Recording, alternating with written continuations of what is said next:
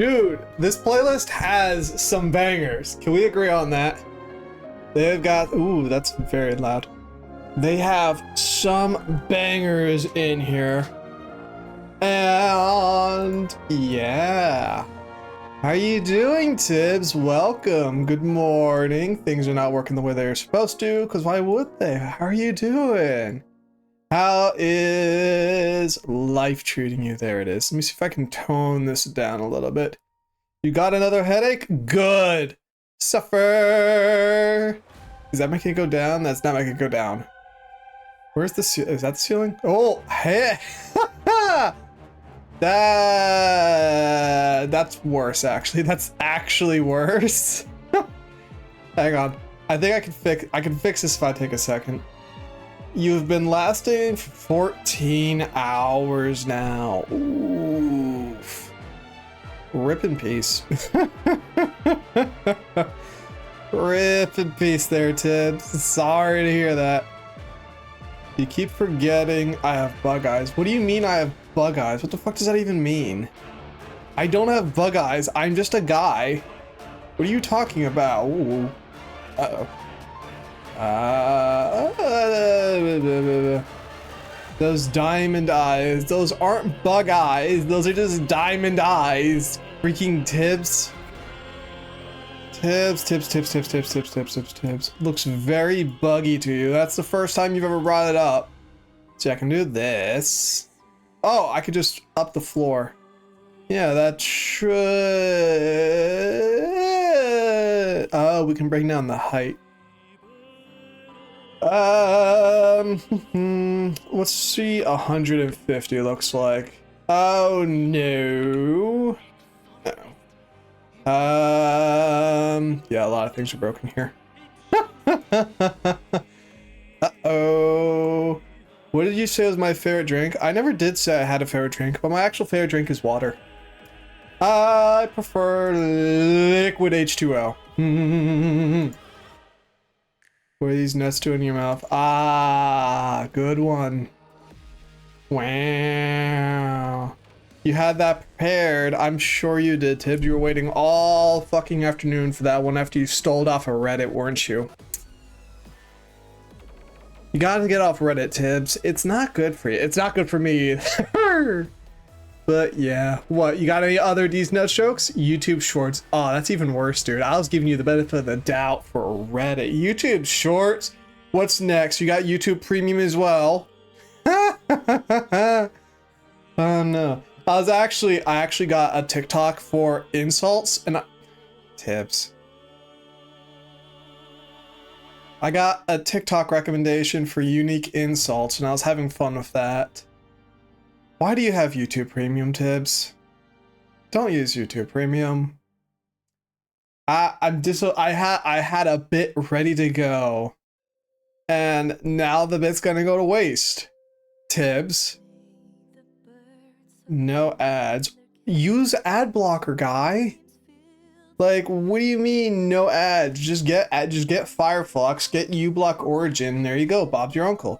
It doesn't work for Twitch, but it definitely works for YouTube. It's a lot cheaper too, and I don't have to support all their nice little tendencies. I'm not paying for YouTube Premium. It's not happening. Nope. Nuh-uh.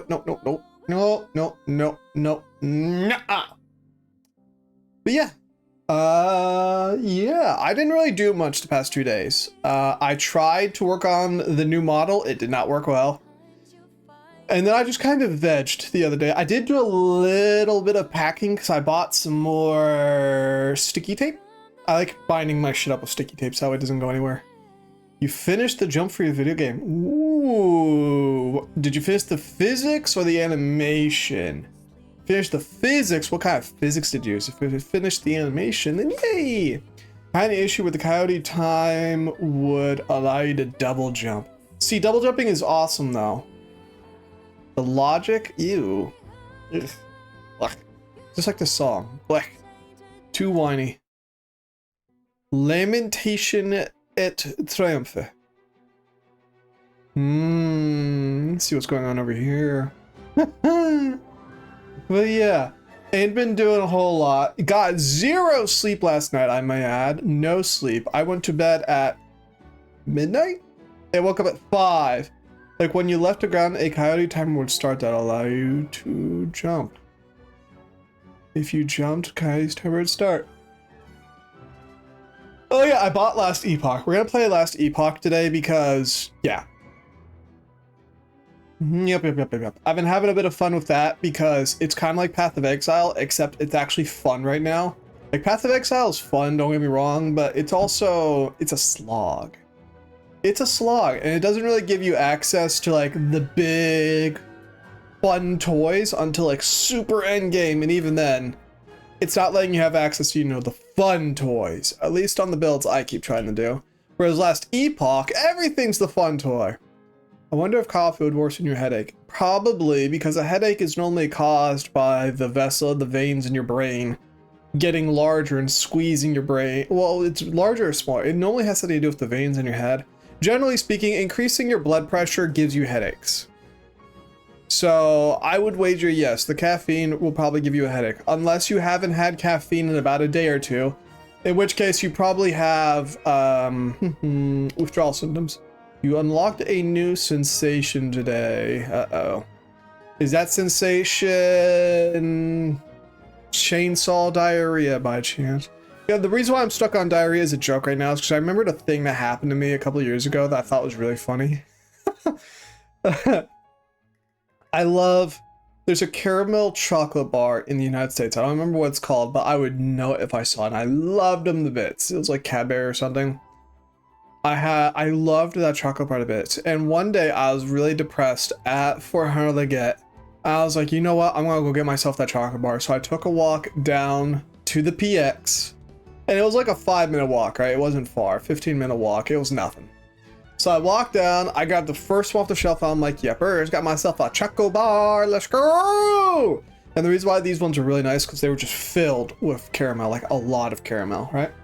So I buy it, I go back to the barracks, I pop it open, I'm just like, no. And it was kind of weird, right? I took a bite, I was like, damn, what the fuck? The caramel is dry. Ew. I already paid for it though, so fuck it, right? Keep going. So I just go, no. I keep eating that chocolate bar because it's still good, just, you know, the caramel's dry. I make dinner, I eat dinner, la-dee-da, right? 30 minutes, not even kidding, 30 minutes after dinner, I hear, you know, the bubble guts, the bubble guts, right? I'm like, uh-oh, that's gonna be a problem later. That's a problem for later, Brandier. That's a problem for then, Brandier. 7 minutes later, I'm on the can. I'm like, oakley dokley, fuck it. And then I proceeded to spend 2 hours shitting my absolute brains out. And I emptied all the way out because I could see dinner in the can. I was like, what the actual fuck did I eat to cause that to happen? And so I checked the candy bar because the meat and everything I had for dinner was supposed to be fresh. So I checked the candy bar wrapper. I had this incident in 2021. That candy bar was set to expire in 2018. So I ate a wildly expired chocolate bar. Yeah, that was fun. Not really. It was not fun. That was sucked. It was so bad. You remember this story? I didn't think I told it on stream before. So yeah, that happened.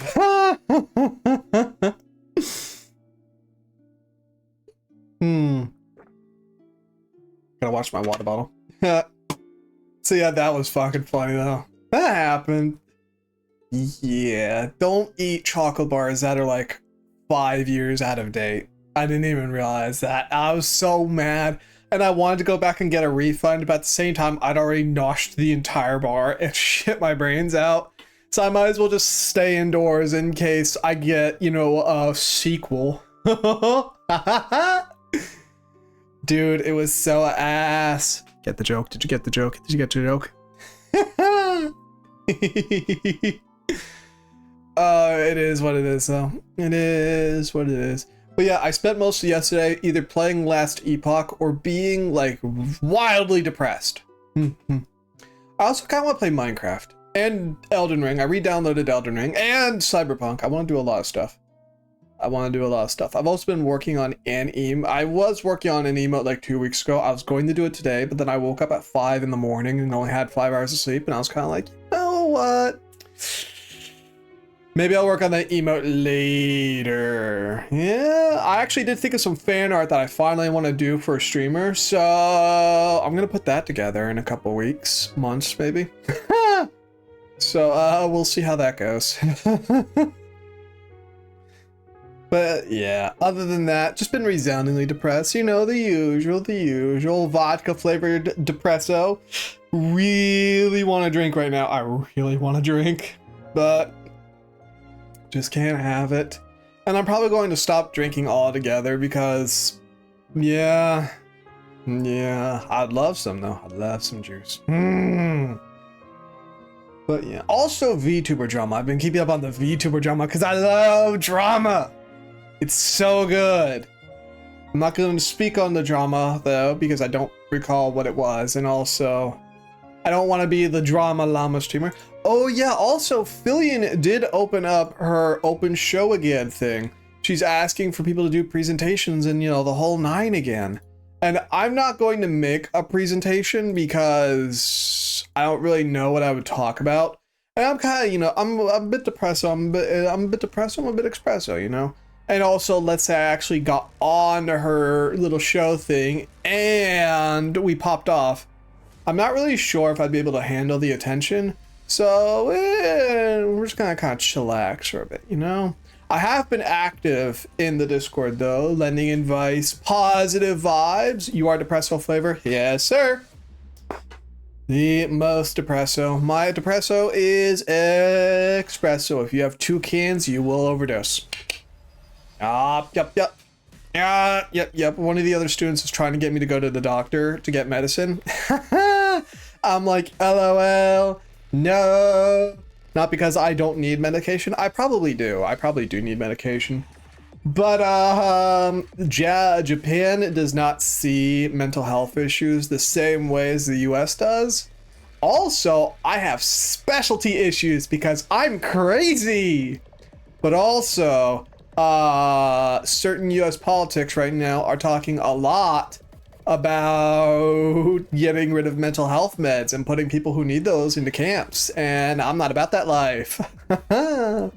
Sure, we're just going to avoid that for now. Yeah. Yeah. Plus, I'm pretty sure they'd give me Adderall, and if they gave me Adderall, I couldn't go to, like, Japan anymore. I wouldn't be able to go to most Asian nations anymore. And I'm not sure if I'd be able to go to Europe hawked up on Adderall. And that's if they gave me Adderall. They might give me something worse. I don't know.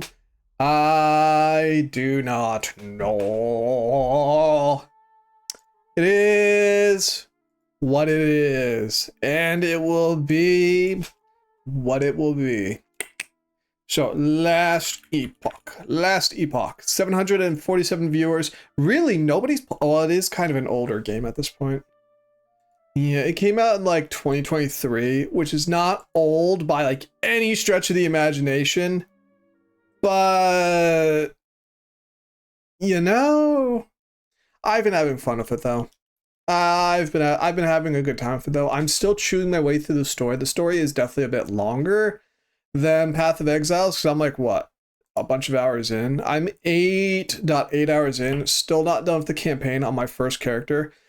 I haven't been going balls to the walls completionist, but I haven't not been going balls. I haven't been going speedrunner either. You know what I mean? Just kind of staying center lane, more or less. Center lane.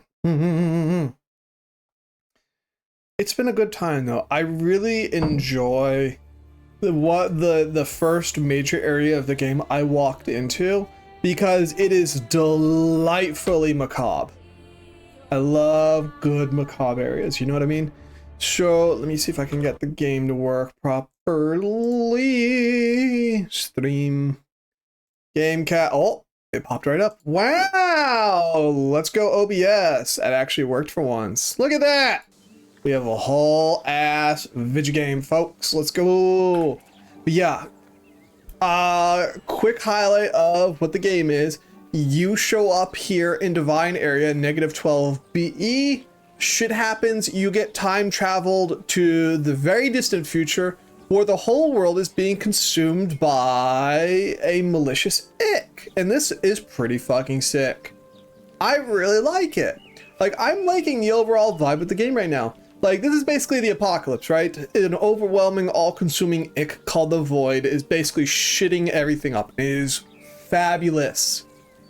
And then you time travel to the Imperial era, which is just full-on necropolis, right? You're fighting the Empire, as you always do. However, it is a necrotic empire where all the primary citizens are undead. I really like that. That's such a fucking vibe. And then the Divine Era is your normal fruity tooty, you know, high fantasy la-di-da nonsense. Ancient Area is just dinosaurs, and then straight up the end of time. It's pretty fucking sick. I'm having a fabulous time with the overall design of everything in the game right now. It's pretty sick nasty. I'm not sure how much longer there is to go because I haven't been to the Farwood. I've never even seen this area yet. The Isle of Wrath, the Isle of Storms. I don't know shit about this. The Scorched Basin. I completed the Ruined Era and I haven't even been over here yet. Let alone what's going on over here. I'm like, this is not bad. I'm having an entire time. I do kind of wish this game had a bit more, what's the word here? Had a bit more attention on it. Because it just kind of slaps. Like, it doesn't slap, what is, you know, it's not bad. The writing is a bit campy. The voice acting definitely needed a few more years in school.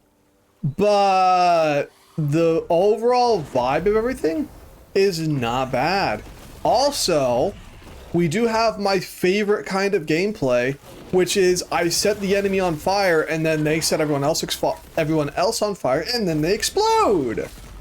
It's not bad. I'm still trying to figure out how I'm going to play this character because I have two abilities that I really like. It's this one where I set an enemy on fire. It will then chain it to other enemies, causing them to explode.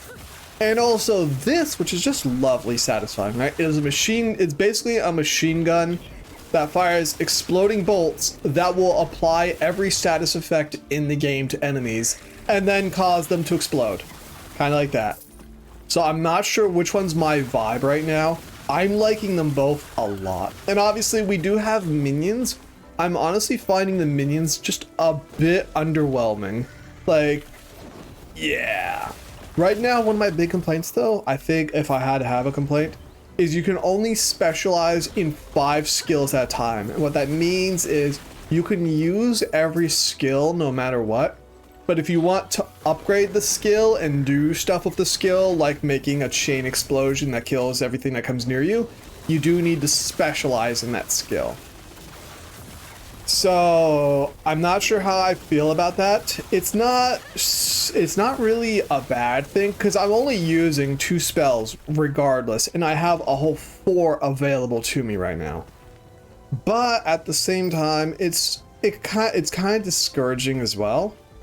And also, I think another issue I have is if you want to respec, you basically have to unlevel your skills. So once I kind of like that because it's an interesting game mechanic. And what I mean by unlevel is you go into the skill tree, you hit respec, you can take the skill point off, but it will level down the skill. So I'm not sure how I feel about that. It's a little frustrating because I want to respec a lot of stuff right now because I'm starting to feel out how I want my build to look. Ooh, a chest. And I don't want to re-level my crap back up, you know? So I'm still trying to figure that part out. I'm still trying to feel that part out. But so far, not bad. Not bad. It's definitely a little rough around the edges here in places. But it is more immediately fun than Path of Exile is right now. So, you know, let it have its W's where it finds them. Like, I bitched about it in the Discord a little bit, right? I really like how all of the really fun mechanics and stuff are not hidden behind support gems at the end of the campaign. That's really nice. I really like not having to deal with that. You know what I mean? Because like these little machine gun bolts that I'm using right now, right? They're very interesting because I have a lot of mechanics going on them, and I don't even think I'm at the end. I'm not even sure if I'm close to being done with the story. I think I'm towards the midway part.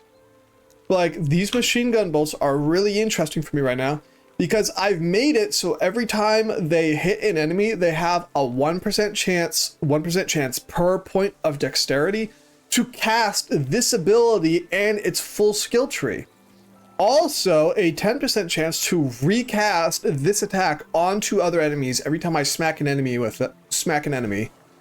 It will has a 100% chance to set enemies on fire and also every other status effect in game, but predominantly on fire. And if you go into this skill tree over here, when I set enemies on fire, it will also attack them with a flame whip and give me more fire damage, and it'll cause them to get even more on fire and explode when they die. So we're not even at the end game yet, and I'm doing the funny nonsense. You know what I mean? Also, you do have your ascendancy skill trees, but I can spec into the others. I can spec 50% of the way into the other ascendancies with no problems. None whatsoever. So I'm vibing with this right now. I'm pretty sure Path of Exile 2 is going to get, you know, beefed up a bit. So most of my bitches and whining and complaints go away. But right now, I'm fucking with this. We have a problem. Reaching Thetima will prove more complicated than we thought. Raya's forces are here. And as you can see, the writing and the dialogue definitely needs work. It's dangerous to take the river. But other routes will take weeks. Are you insane? You would be fighting alone. See what I mean? You did well with the Wengari. Then Got this. I got this. Here. If you think you stand a chance, show no mercy. So yeah, the dialogue, the voice acting and stuff definitely needs a bit of loving. But no game is perfect. No game is perfect. I'm not sure how I feel about the crafting system right now either. It's good, but it's like not good. A little A, it's a little B. It definitely needs some loving and some work. Definitely. But I'm still vibing. I'm still having a whole time. I'm still enjoying myself. So yeah. I'm starting to really vibe with these kinds of games. I do have Grim Dawn, and I think I have all of its DLC. So depending on how Last Epoch goes, I wouldn't mind doing an entire playthrough of Grim Dawn. I've played it a little bit before, but I don't think I've ever made it past Act 2. So, you know, give that a try. Soul Frame is still on my radar to pick up and play around with, but you know. Things are things. Slay the Invasion Commander and the Invasion Saboteur. Very nice. So yeah. I really enjoy the Ruined era. Just the aesthetic of it, it's such a vibe. I love the kind of dark, haunted, void-esque. It reminds me of a game called Free Realms, if you've ever heard of Free Realms. Free Realms was a MMO from long days past. It was made by Sony, and I really liked Free Realms because it was just a vibe. So what Free Realms was, it was kind of, I'm not really sure how to describe it actually. It was kind of it was more of a social game than it was anything else. But I guess the closest thing I could attribute it to is RuneScape minus the PvP and minus all the grinding. Like, I distinctly remember going around and maxing out all the classes in game, which only took like 20 levels. Just chatting, update, looking strange. I thought I swapped it. Hang on. Oh, no, I did not. Thank you, Synth. I appreciate you. There we go. Now it's updated.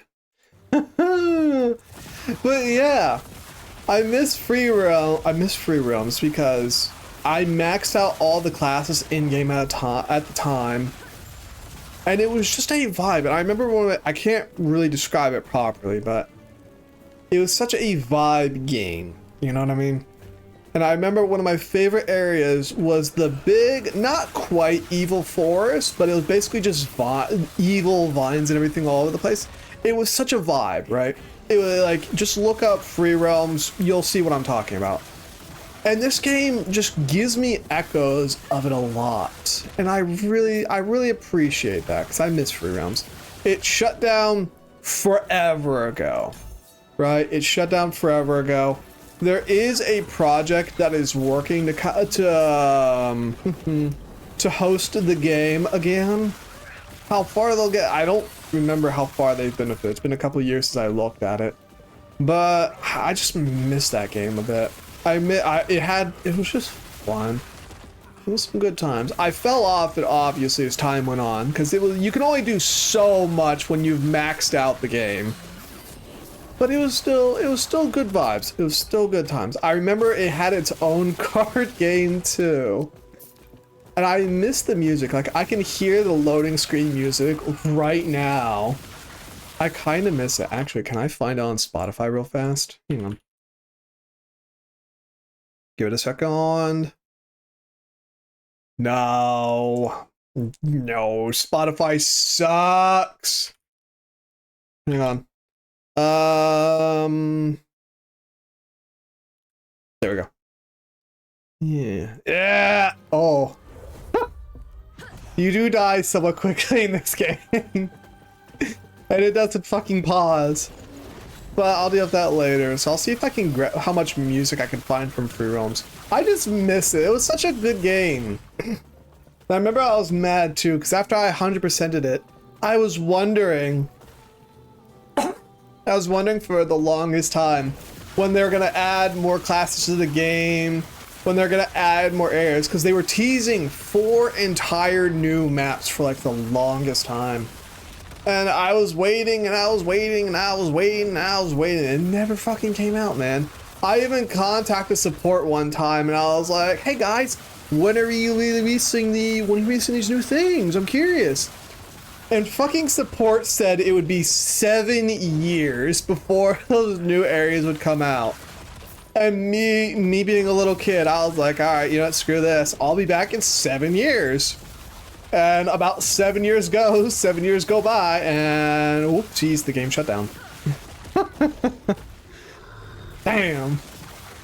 Damn, Daniel. Oh, I miss it. I miss it. It just had good vibes. That's really all there was to it. It had good vibes that time.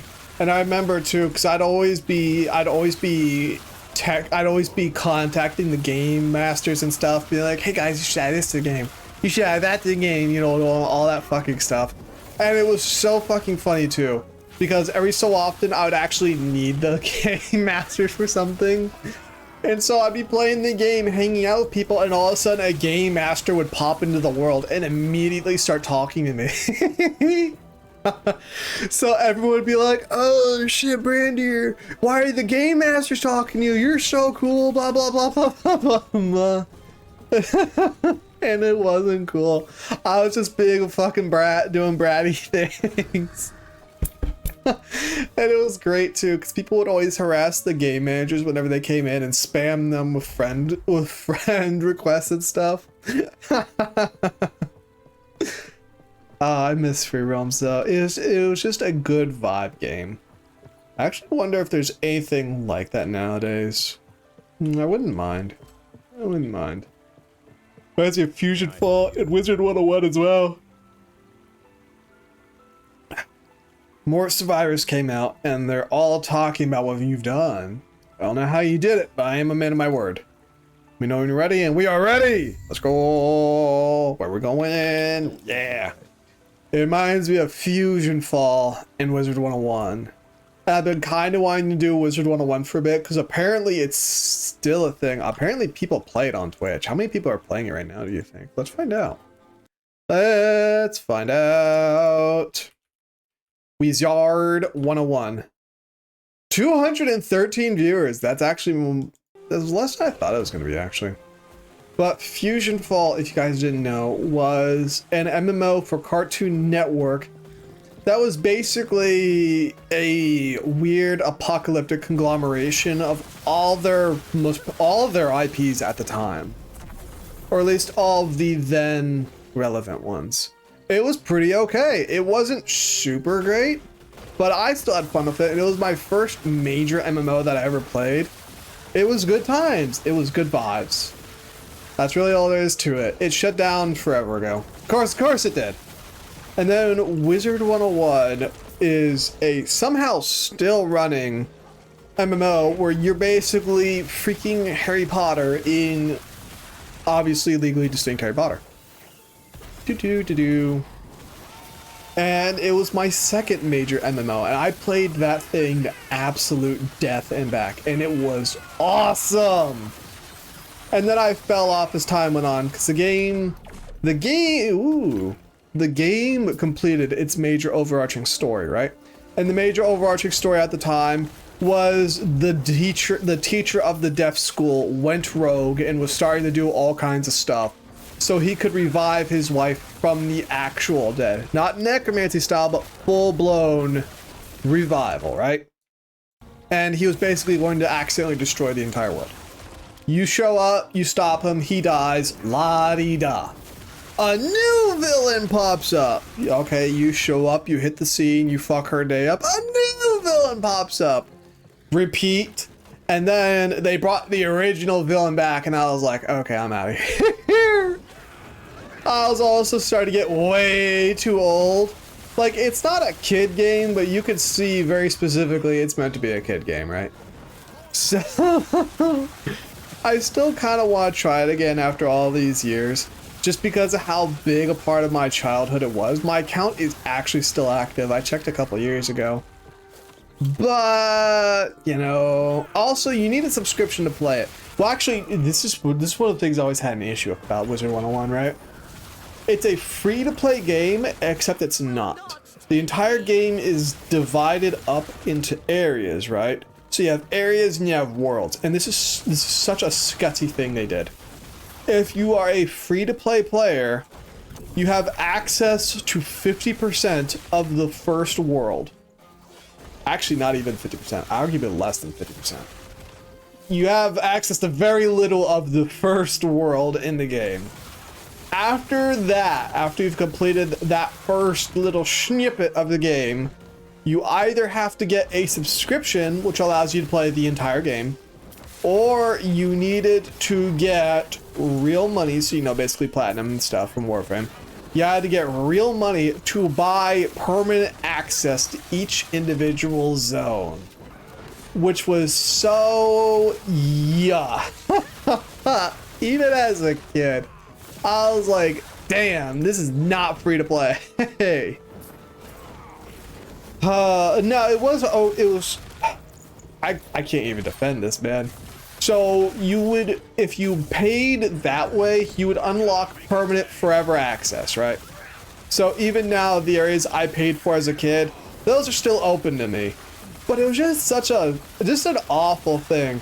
Because after you complete the first world, then you'll need to buy access to the next world, and then you have to buy access again to every single area, which is just such a shitty way of double dipping on kids and stuff. You know what I mean? Ooh, Astrolabe. Ooh, mana spent to gain a shield. That's actually really nice since we're constantly spamming out these things. That'll give us mana regen. Wards in this game is basically our shield value. But yeah.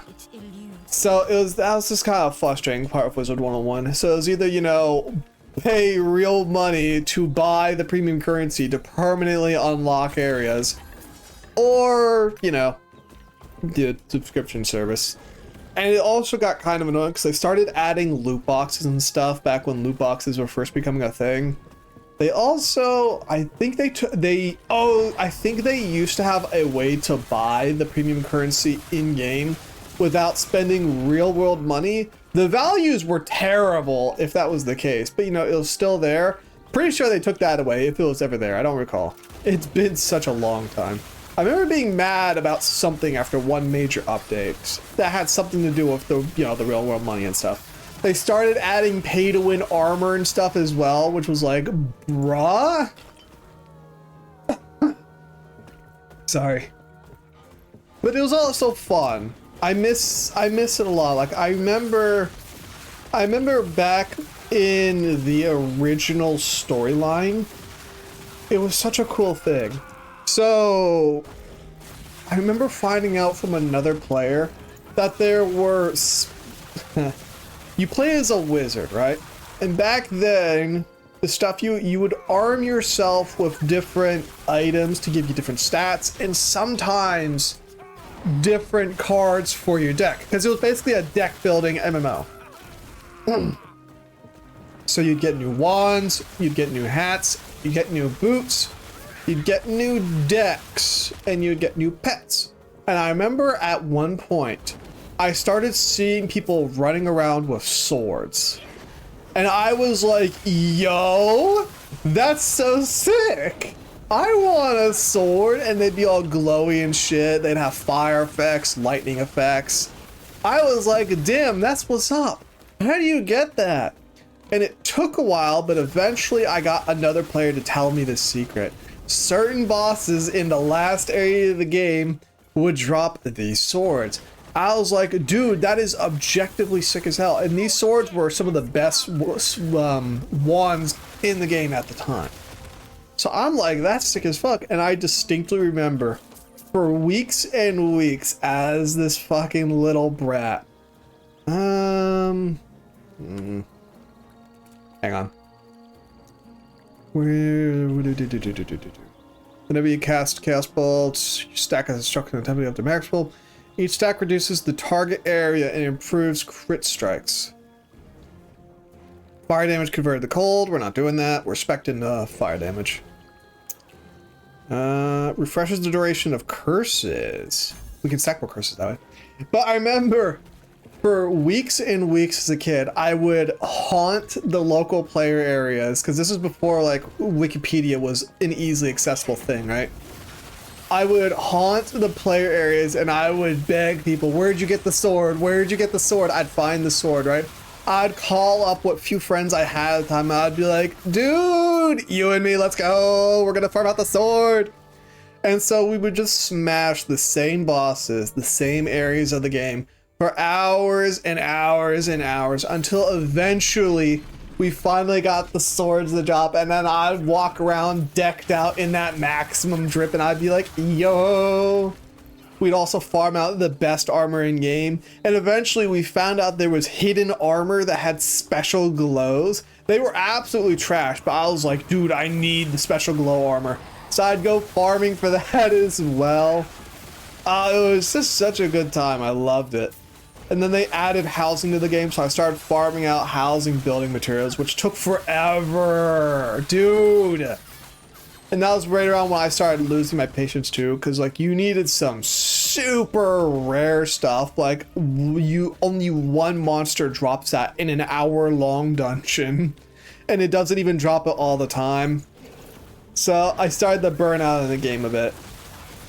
But back then, those were some good vibes. It was some good times. I miss that. I miss, you know, just having those, what are they called? I miss those kinds of long nights, just farming for stuff with the boys, you know what I mean? I miss that a lot. I miss that a lot. Like, I still remember my first major instance that I played in the game, which was an optional dungeon in the first world. I remember making my first online friends, and they helped me through this dungeon, which was really, it wasn't super difficult at the time, but when you're a new player, you know, who hasn't even gotten through the second world, let alone the third or fourth or the fifth, it was kind of intimidating. It was kind of hard. Yes. Ah, I see you helped clear out the rabble down here. I thank you for your effort. The attacks are getting worse. Lagon will be informed if this continues. I don't encourage you to send him. I can rely on myself, which will wait until this crisis is over. How about you take shelter in Themino or make yourself useful here? Now recover my records before abandoning the tower. I don't have time to gather them. Okay, go.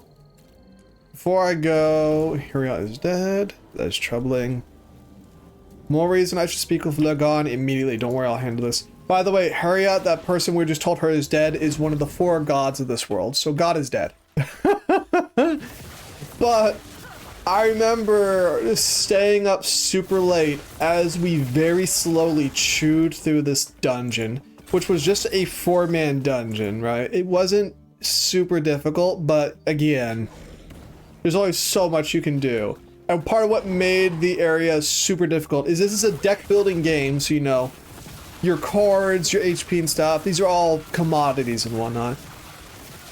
This area had a lot, and I mean a lot, of trash mobs. Each trash mob would take about 3 to 5 minutes to kill, just how the game worked. And each time they're chipping away your HP, they're chipping away at your mana, and at this point in the game, there was no really good way to get your hands on mana or HP. So if you ran out of mana, you ran out of mana, bud. You screwed. So we had to do a tricky little solution. Body armor, Rune of Ascendance. We had to do a tricky little solution in order to do it, because we kept running out of mana and HP and all that fun stuff. I remember the way we did it is they showed me that you could, as long as you had somebody inside the dungeon when you left, you could just teleport back into it. So whenever we ran out of mana or something, we would each take turns leaving the map and then teleporting back in with full everything. It was good fun. It was good times. It was a good time. Took me hours. We started at like, I don't remember when we started, but I remember going to like midnight, just slowly chewing through that area. Such a good time. It's such a good time. One of my fondest memories. In another dungeon we did in the second world that I was stuck with, that dungeon in the second world was supposed to be like your introduction to like the dungeons in the game. This first one was supposed to be for later. But I remember going through that, the one you were supposed to go through first, having a whole time with that. It took me again to like midnight to get through, just because we were a bunch of kids. We didn't know what we were doing. That was some good times. That was some really good times. I missed that game to bits. And the times we were farming the final boss, because the final boss had one piece of everyone's best in slot gear. That was good stuff. And then I remember they added pet breeding after a point too. So I started running around begging people to share their pets with me, because it turns out you could make like lightning elementals and stuff. And I was like, yo, as a kid, and I needed it. Apparently they added fishing after a point. But yeah, even to this day, the game was always a bit predatory, you know what I mean? A bit predatory. They knew how to fuck with them kids. Because I remember if you wanted to breed pets and you didn't want it to take days and days and weeks, you had to spend real money.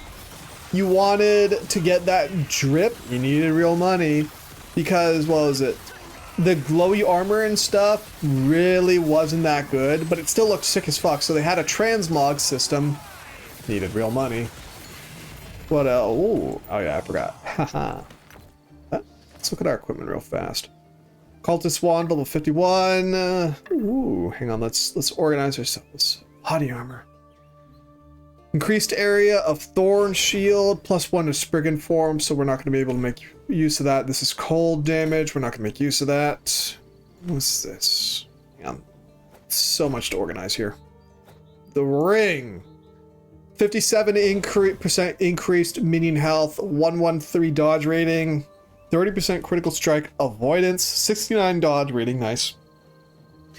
40% chance to poison on spell hit, +1 to poison skills, +3 to all attributes, 13% damage reflected, and increased poison damage. So I did say we're doing a fire build. That's actually not true. We're doing a poison and fire build, because that's what the Chaos Bolt is labeled as. And also this can do poison damage as well using this.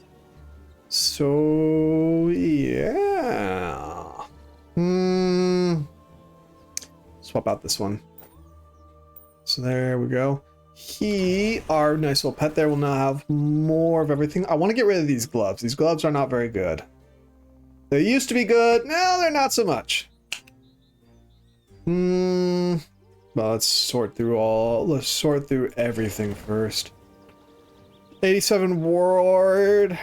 Can't use that because I don't use the skill that needs. Mana efficiency of Soul Feast, chance to wither. I don't use Soul Feast. Minion fire damage, increased spell damage while on low life. We can slot that in. We do have the space. 30% damage while transformed. I do not transform. 10% chance to poison on hit. Increase void damage and minion void damage. I don't think I have void damage yet. Healing effectiveness, and I don't want to swap anything out because we already have some decent stuff in here. Some decent stuff. We could swap out these actually. And that'd give us more poison. However, this gives us a bunch of chance to poison on hit anyways, so it probably doesn't matter that much. 20% of potion is converted to ward. Don't want that. Stun resistance. Don't want that. Ward retention. 2% elemental resistance as well. Yeah, we'll swap this one out. Get that little extra defense. Ward on potion use. Don't want that. That there. Do a little bit organizing. Oh yeah, we're also level 50 now, so we can look at this catalyst. 25% of mana spent gained as ward, 15% mana regen, 10 int. So yeah, let's take a look here. See if we can craft it up a little bit. Fire resistance, minion damage, mana. I do not like minion damage. Fire resistance, I'm not super vibe with. Modifies the outcome of a craft on upcoming tear. Prevents the roll of an affix when its range changing when it is upgraded. What that does, we're going to randomize this. Spell damage! Very nice. Fire resistance, I can take and leave fire resistance, so we'll grab that. What can we pop on here? Mana, can I double dip spell damage? No, I can't. Bruh. Dodge rating, elemental resistance, lightning resistance, necrotic, poison, void, chill to attackers. Chance to slow. I don't like any of these. There's something on here that would roll things that normally couldn't be rolled. Rerolls the values of all, removes a random affix, applies one random, has an increased chance of rolling rare affixes. Oh, come on. It's being weird. Modifies the outcome of a craft and upgraded thing. Randomly changes the upgraded affix to a different one that can spawn on the item type. It cannot change a prefix into a suffix or vice versa. 25% foraging chance. Prevents the roll of an affix with its range changing when it is upgraded. Still don't know what that means. Oh, that's probably for when you want to re-roll stuff. Okay. Removes a random affix of an item. We'll grab Ruin of Discovery, yeah. Void resistance, we'll take it. And we'll upgrade spell damage. Yes! 42 increased spell damage. I'm gonna hold off on touching it more. So you can only modify stuff a certain amount per the forging potential on it. Because we only have 14 left, that means we can only craft probably one more or two more times.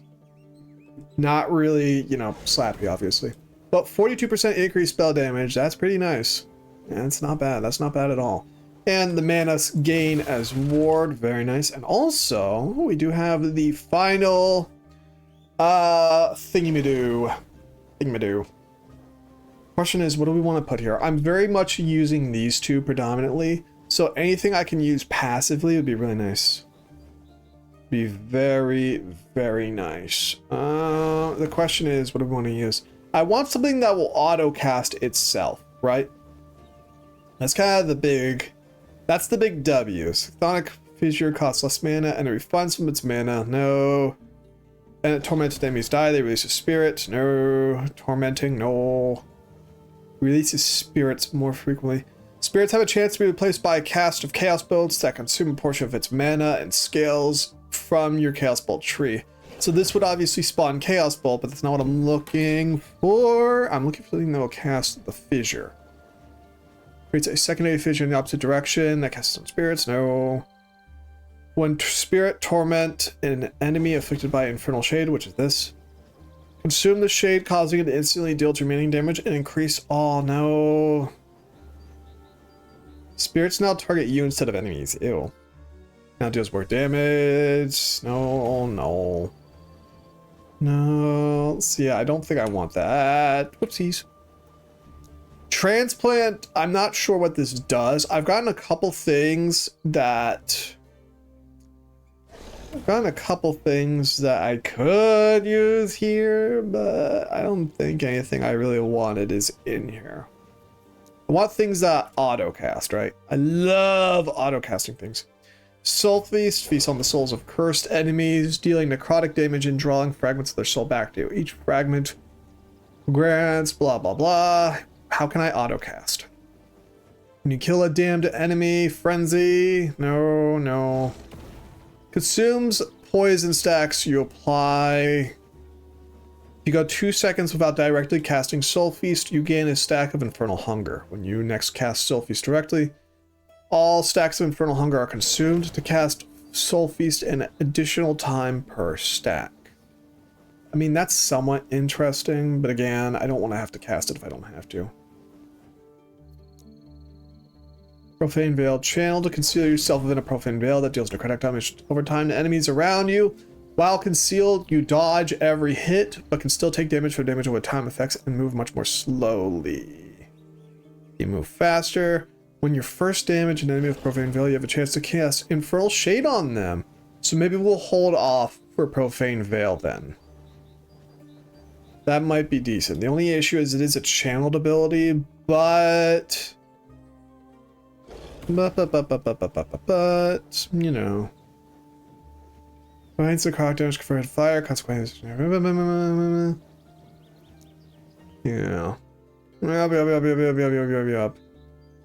Yep. In the meantime, we can pop Hungering Spirits on here, which I know can be auto-cast through other things. We'll just hold off on that for now. There's no point. We almost have Profane Veil anyways. Give me that. Thank you. Actually, we have Profane Veil now, so fuck it. Bum bum bum bum. Dooby dooby doop ba bum bum bum. Profane Veil costs less mana, or we can. Area has a chance to slow enemies each second. Additionally, you leech a portion of the global damage you deal as health. That could be interesting because I know there's a way to leech mana as well. So theoretically, we could keep that up indefinitely. Yeah, that would be actually kind of nice. Or we can make it cost less mana. Profane Veils inflicts penance to enemies, which is a curse that causes enemies to take fire damage when they hit a target. Additionally, penance deals more damage per 1% of damage reflected. Seriously. Penance is a curse that lasts 15 seconds, causes the targets to take 20 spell fire damage when they hit another target. So, not super useful. So we'll pop there. Heretic's Flame, pop that there. Give me that. And there. So that has a 50% chance. Let's just put it at 100. Fuck it. So now we'll actually swap this out here. How does this work? It eludes me. Channel to conceal yourself. It eludes me. What are you talking about? Stop talking. That's up for 2 seconds. Also ends. So I just, okay. Hang on. Lasts for up to 2 seconds. So.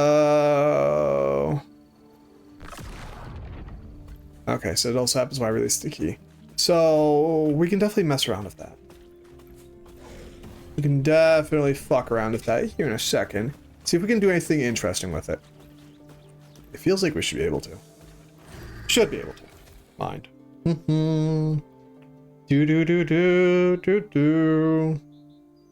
yeah, Wizard 101. I miss Wizard 101.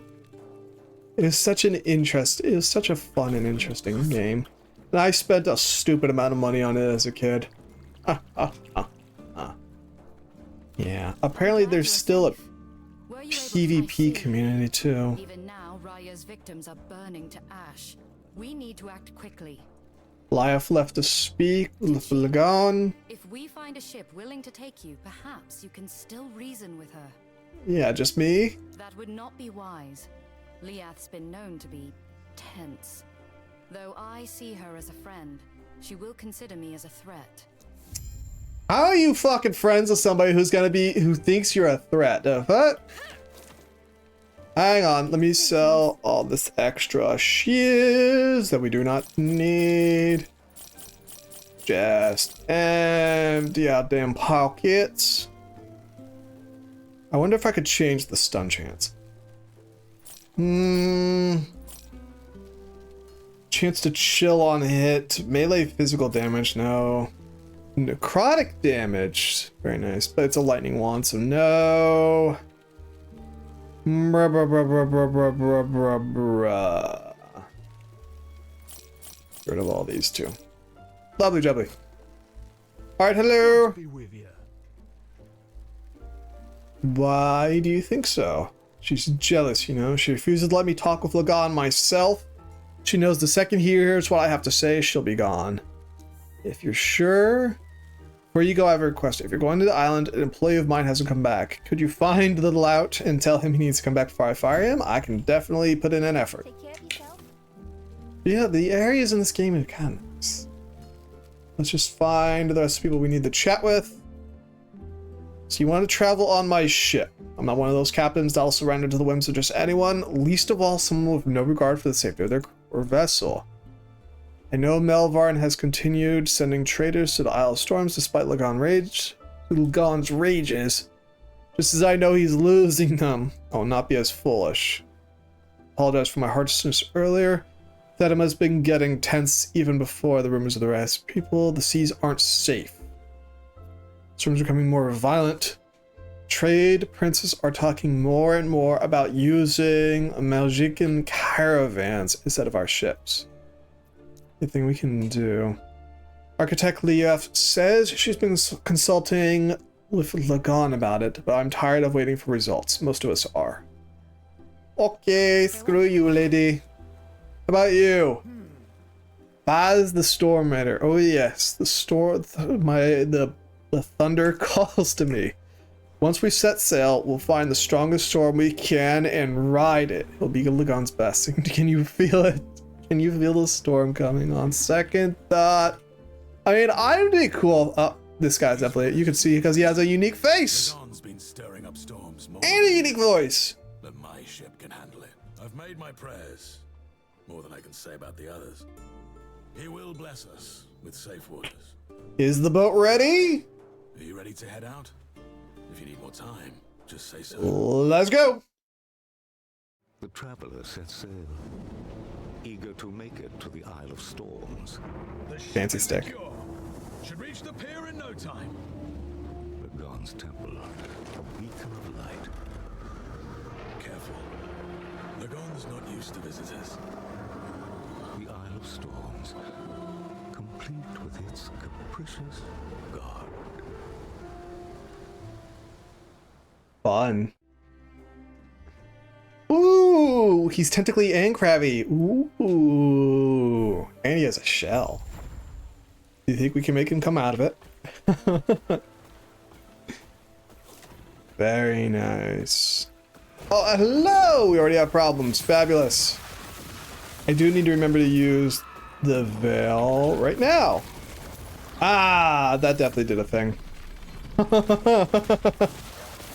So thinking that's definitely the walking simulator attack. No way you can convince me it's not the walking simulator. Which also means, how can you extend it?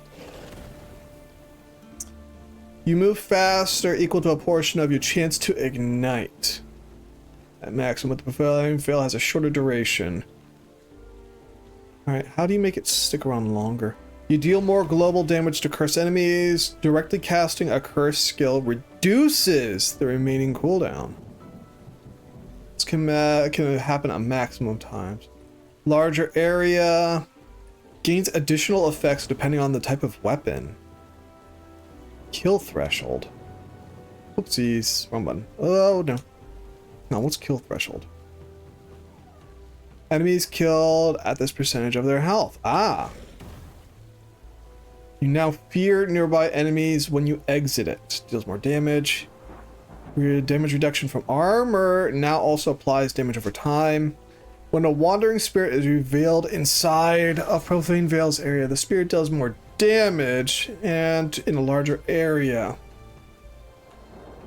You gain ward, move faster, shorter cooldown, but you can no longer change direction while concealed, and it has a shorter duration without being able to extend it. Lasts longer, move faster, you now cleanse all negatives. Now consumes your minions. Consuming enemies this way gives you ward equal to their health. Summon volatile zombies when you exit it, equal to the number of minions consumed while killing them. And the benefits from Vampiric and Apocalypse nodes will now trigger when you kill enemies. Vampiric Pool? Oh! Base Negata kind of considered physical. We're not doing that. Secondary area from Forked Tongue is now created at a target location. You create a secondary Profane Vale area that is detached from you and moves towards enemies, but Profane Vale has a higher mana cost. Costs less mana, deals more damage. Consumes 6 mana to make a Profane Orb. Increase the frequency of orb. Now applies Mark for Death on enemy. When you apply marked, all stacks of damage poison them. So there's no real way to extend the duration forever. Is there? Yeah, only these ones. Mobilizes cursed enemies for short duration, are instead chilled. We can increase the duration with a staff, but additional effects depending. So if we had a staff, we put in 3 points, we could extend the duration by approximately 75%. So that's what, 3 seconds? I was hoping for something that's like, oh, every time you kill an enemy, refresh the duration by like a second or something. That would be nice. Well, there might be an exotic for that, or unique, or whatever they call them in this game. We'll find out. We'll focus on doing the stuff we've been doing, just because it's a bit simpler than trying to pivot our entire gameplay strategy. But, you know, keep an eye on it. We'll keep an eye on it. Or we could just specialize our minions in there. Having a few extra meat shields would be nice. Would be kind of nice. I like having meat shields. See, because he does a really good job of being a meat shield, doesn't he? I really think so. I just don't want to spec. The other issue is because we're speccing predominantly into fire and poison damage, we do have a bit of an issue where our minions are a bit squish even when we upgrade them maximally. So, you know. We were talking about Wizard 101 earlier. I miss Wizard 101 just a bit. It was... I just miss going through all the dungeons with other players and people who were friends with me at the time. It was a really good vibe, you know what I mean? And like, I remember a part of the reason why I like their dungeons and raids a lot more than I like other games is, one, you only needed 4 people. And because the game was so slow paced, we'll say, because it was so slow paced, you could talk out the puzzles, you could talk out thises, you could talk out that's. You had plenty of time to just kind of work through what you were trying to do with the other players. But in addition to that, even though there was no Discord at the time, there was no universal in-game chat or anything, what you could do is you could either go to the areas where players hung out and you could be like, hey, I'm trying to do XYZ, blah, blah, blah, blah, blah, blah, blah. Or what most people did is you would wait outside the instance you're trying to do, and people will just kind of show up because they needed to do them, and you just team up then and there. And also, again, the puzzles really weren't that difficult. I don't even remember the puzzles. They were so not difficult. So yeah, they were a lot more deal withable. That's changed now because they added some super dungeons to the game, which you actually do need to prepare for and stuff. So I'm a little disappointed about that, even though obviously I don't really play anymore. 6% chance to gain haste for 3 seconds when a nearby enemy dies, 50% less damage taken while you have haste. When you gain haste or refresh its duration, you gain ward, and your minions gain haste and frenzy. Lame. Lame. But I just remember it all fondly, you know? And then after Wizard 101 and Free Realms, I started playing Spiral Knights, which still has one of the best soundtracks I have ever had the pleasure of hearing. And I'm still so mad about what happened to that game. Because I came in right at the end of its fucking life cycle. And I don't even mean they took it off the net. I wish they took the servers down. I showed up in the last major content update they've ever done. As soon as that update dropped, they started releasing loot boxes, microtransaction, more microtransaction, and they just stopped putting any and all good stuff into the game. Did Melvern send you to fetch me? I can't muster the heart to take these shells back. Ever since those Osprix killed my brother Corden, nothing seems to matter anymore. Do you know what Corden's favorite meal was? Scrambled crab eggs. Well, I would give to have some right now. So returning. Alright, we'll go get some crab eggs. Yeah, Spiral Knights. Spiral Knights had potential there. Like, I found out a bit more about the lore as time went on. It was just coming out of beta. They're adding all kinds of this and that fun little content to the game and stuff. And then Sony, again, as they always do, decided to kill their freaking meal wagon, or whatever you want to call it, their meal ticket. And it's just microtransaction. It's like, bruh, the game is still, the servers are still up. You could still log into the game right now. I just can't. I can't stand to see it now. I didn't. Bruh. And then I found Warframe. And basically here we are now. Been on Warframe ever since. The one game that has just kind of held on after all these years. Really. Just wow. I'm still really surprised how long Warframe has held on after all. How long it has held on all these years later. And I'm not mad about that by any stretch of the imagination. I'm delighted by it. But, hear you. Yeah. I wouldn't mind some more MMOs. I remember I tried to get in Tree of Savior when it first came out. Still mad about that too. Because Tree of Savior was kind of this style of game. Whatever the style of game is called. ARPG or something, I don't know. I tried getting into it when I was stationed in Korea, but then, like, the second day I tried to play, because I was still in the, like, I don't know if I'm getting into this game or not phase. In the second day I was going to play, they blocked my account because it was I was in Korea, even though it was an American account, and they said, oh, we don't allow Korean players we don't allow Korean nationals or something to play, and I'm just like, okay, that's fucking stupid. When you have Ignite Overload and you kill an ignited enemy, you cast Flame Whip. Thank you. So I just didn't end up playing the game for a whole year until I came back to the US, and by that point all the controversies and stuff had already gone down. And the game was already on the massive decline. So I was like, alright, I guess I'm not gonna get into this game after all. That's fine. Still really kind of disappointed by that, you know what I mean? It's still going, last I checked. It's still going, but I don't want to bother. It's not, whatever happens to it, it's not going to suddenly rebound. These are perfect. If only Cordon could see these juicy eggs, he wouldn't want to see me like this. I'm scared of being scolded by some arrogant bureaucrat that hasn't gone on a trade journey near. That solves it. I'm not going back. I'm not going back to Fatima. Never really wanted to be a trainer. I want to see the world, not sell it. I'm getting off this island and explore the Western Sea. See if there truly is a land beyond ripe for exploration. It's what Corden would have wanted. Take these shells to Melvar. Okay. Fucking guy. What a little dick weasel. But, yeah. So I never really got it. I was never really able to get in the Trio Savior. I was looking forward to Blue Archive. I was really looking forward to that one for a bit. I was like, oh, hell yeah, a customization themed MMO. Let's go.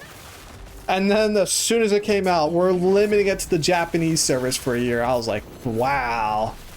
Whatever, I'll VPN my way in. They started banning people left, right, and center. Okay, freak you guys then. Year comes, year goes. We're shutting down the game, folks. All right. That's cool, I guess. Didn't want to play it anyways. So dumb. I also tried, what's it called? I tried that Amazon game that came out. I can't remember what it's called. The one that was vaguely Spaniard themed. I can't remember what it's called. The Amazon MMO. I'm sure you can figure it out. Tried that. It was okay. Didn't hold my attention very well. Didn't even get into dungeoning very much. I mostly played it because some of my coworkers were playing it and I just wanted to be a part of the dudes. But even they kind of fell off it too because it was just kind of like, whatever. Yeah, I haven't heard too much about that game in a bit. Apparently there's still a community, but it just doesn't interest me that much. Which I'm also kind of disappointed by. Because I don't like not liking games, you know what I mean? I like enjoying things other people enjoy. I like fun things. It's always really unfortunate when you find a game that's just kind of has the bones of greatness and it's just crappy. I also tried MapleStory. I tried MapleStory 2. Didn't really like either of them. I remember the themes just kind of upset me. They frustrated me.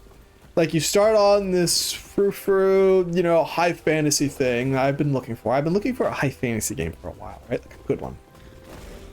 You show up, I'm like, cool, all right. You get to the first area of MapleStory 2, and it turns into a modern-day New York City. And I'm like, huh? And it wasn't even time travel this or future that. You just straight up walk from the fantasy enchanted forest into what is basically this game's version of New York City. And I'm like, oh, hello. Well, I tell you about coming. I'm leaving itself. Look on about Raya's aggression. Do not follow me if you value real life. Aha! Joke's on you! I want to die! But you basically walk into what is effectually New York City because you're going to the princess's castle and you walk up to the castle and it's a whole-blown high fantasy castle, like straight out of Barbie. I'm like, I can't take the whiplash. I can't do it. Hello? Hello? Impossible. Are we stuck? Ah, there we go. Oh, he's grumpy. He be grumpy. That's fine though. So yeah, I couldn't get in the MapleStory 2, so I tried MapleStory 1. And I don't like class-based video games. I very much like emerging gameplay, custom builds, things like that, right? And I don't need super diverse, like this is plenty of stuff for me.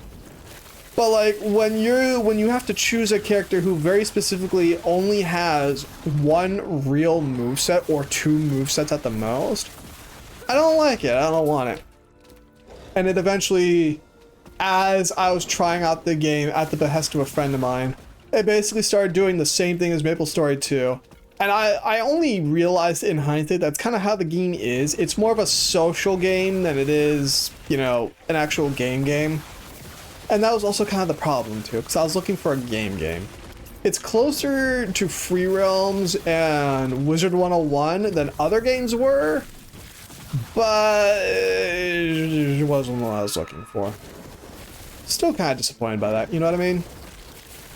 Still a little disappointed by all that. It is what it is though. It is what it is. It'd be nice if a game studio would release another like good MMO, but you know, they're expensive and this and that. And also Destiny 2. Good old Destiny 2. I got into Destiny 2 at the end of my time in Drum because a friend of mine in Drum was like, dude, Brandy, you gotta try it. And I tried Destiny 1. I thought it was lame as fuck. But he eventually got me into it. I saw the light. Chaos Hits guys cast Bone Curse at their location. Yo. Hang on a second here. Hang on. Pause real fast. Applies a curse to an area that causes physical damage when hit. Yo. Yo. Get rid of this. Fuck that. When hit. So when we throw a hit at it, anything, it's gonna cast this and do nonsense. Thinking. Mirror Thief's triggers, you are also healed. Killing an enemy with Bone Curse has a chance to summon a Skeleton Vanguard, a minion that deals physical damage when using a thing. Bone Curse falls off after only one hit, but it always crits and deals significantly more damage. Now it has a cooldown. Bone Eruption. What about over here? Less mana, cast speed. Cast it on your minions. Against freeze. There's probably poisons. Deals more multiplicative damage, but only affects a single target. Physical damage converted into necrotic. Mark for death. Applies mark for death. So let's do this first. 3, 2, boom. Now they will explode. After directly casting it, so we're going to ignore that. Deals multiple damage and instantly kills enemies that are below a certain threshold. Shortly after casting Bone Curse, it causes a bone eruption beneath the target, causing enemies to take physical damage, but costs more mana. So we'll just increase the damage. We'll do that. Where did the Bone Curse one go? Curse, Chaos Bolt against curse enemies cast Bone Curse at their location. This curses enemies. At least it should. Yeah, it will. We will curse them with damned. When they get hit with damned, they'll cast Bone Curse and do funny stuff. But I also tried Destiny 2. Alright, I tried Destiny 2. I was enjoying Destiny 2 for a while. Because it was good. It was right around when the Beyond Light DLC came out. I really vibed with that. I vibed super hard with that entire DLC. It was pretty snazzy. And then it just the game just kind of fell off. And you know, I kept up because I was still having fun with it. I was still enjoying it. I kind of played both Warframe and Destiny 2. And I was really happy too because I was starting to actually get good at, you know, FPS PvP. I was never good at FPS PvP before, but I was actually getting good at it in Destiny 2. Well, and then, you know, everything happened, so I was like, okay.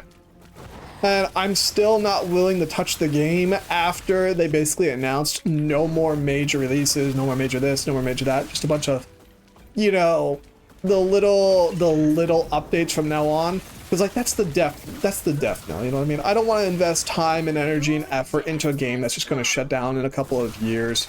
And it's not even going to be a good shutdown like Free Realms or Fusion Fall did, where the devs are going to be like, yepers, here's the day, get in while you can. It's just going to be the kind of slow demise. I don't want to be a part of that. Depressing is what it is. Kill threshold increases damage. Yeah.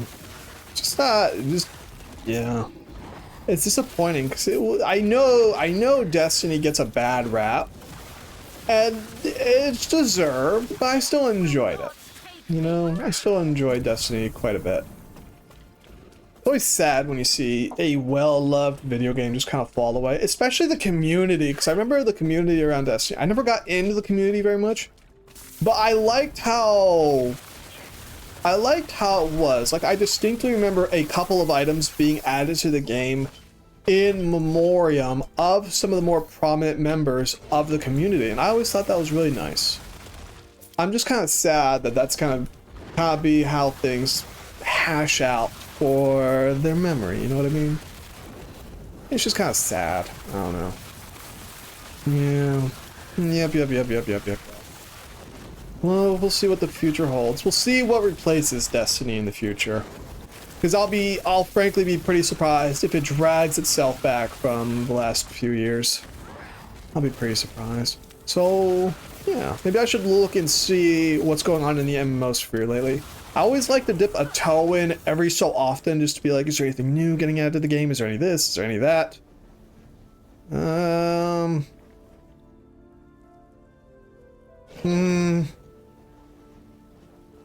You have a chance to deal double damage. You can't increase.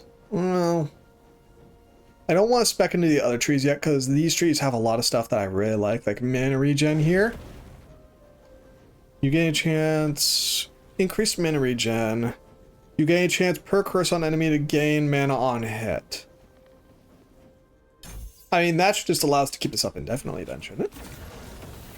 Unique Amber Amulet. While channeling focus, you move towards the current target location at 80% of your normal movement speed. While channeling focus, you cast Lightning Blast.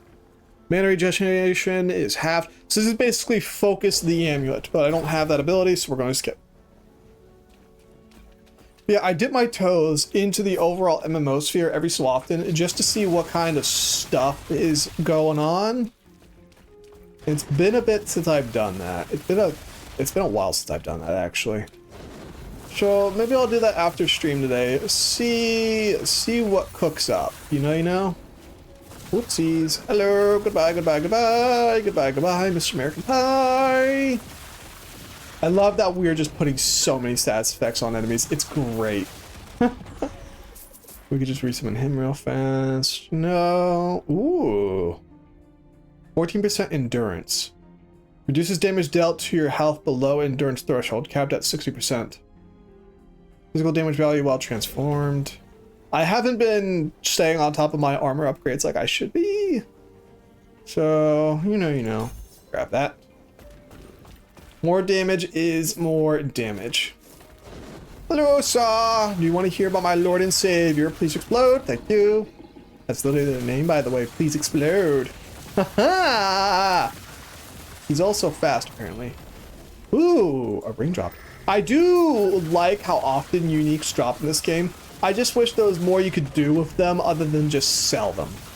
Because you can't deconstruct them for fun build components. At least, I don't think you can. What did that ring do? Oh, we also have this. Plus one of the physical skills. Damage effective attackers. Okay, so not good. Increased minion damage, minion health, minion crit, 47% chance to chill on hit, 13 necrotic melee damage, 1 max skeleton. If we were doing a summon build, I'd actually be happy. But we are not, so why do I care? We could respec into a summon build, but obviously, why bother? Hat of Hope. Nope, can't use that. Impossible. Siege. I love the area design though. The area design's actually kind of nice. You don't normally get to see fun and interesting world design like this in most games. Man, that makes me miss Destiny a lot. Destiny had some pretty good layouts, you know what I mean? Like I missed, what's it called? Uranus? I think it was. Wherever there was an area on one of the moons near Uranus or something that was basically a methane ocean. Pretty sick. Pretty cool. I really liked it. That was actually one of those things that really twisted my balls about Destiny is when they did the first sunsetting vaulting thing.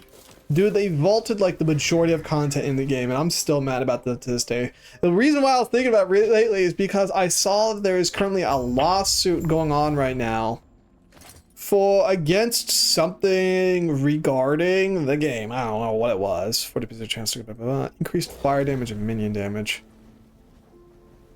Yeah, we can pop that one here. Give me a second here.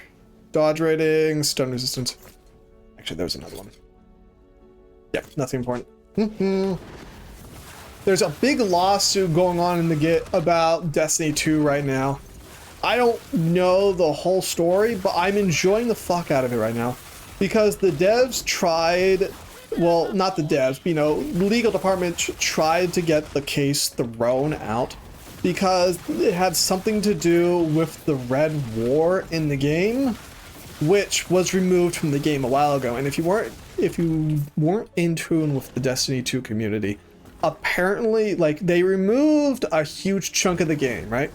With the promise that it might come back eventually, blah, blah, blah. Except a couple years ago, the devs accidentally let people find out that they removed basically all of the initial content in the game and then deleted it. There's no way to bring that content back. So like 90% of all the DLCs, 90% of the original game and everything got deleted out of the game, and there's no way to bring it back without rebuilding it literally from scratch.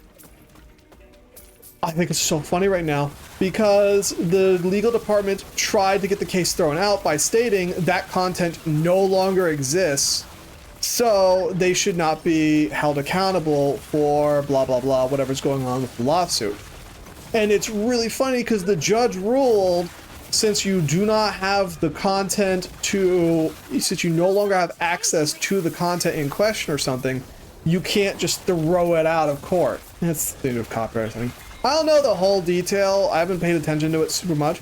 I just think that's really funny because effectively what happened is because they deleted so much of the game, they can no longer throw the case out because they can't prove that the evidence was ever there to begin with. Like, damn if that just ain't one of the most self-damning things they could have done. So, yeah. It's also really sad, too. Because I really like... The Red War, which was the initial campaign for Destiny 2, wasn't, like, bad. It wasn't, you know, great, but it wasn't bad. I liked it. Converted to ward when you directly cast a necrotic spell. It sounds good. I've been meaning to look at ways of reducing my HP because I have some secondary things on. So we'll grab that for a second. Oopsies. But yeah, the Red War, they removed basically the initial campaign, the first 2 DLCs from the game a while back. They just gone. Get them out of here. Stupid. They did it because the game was becoming a bit too heavy. The game was becoming a bit too heavy, so they could no longer really justify the file size. But it was still such an unpopular thing they did. I didn't like it. Other people didn't like it.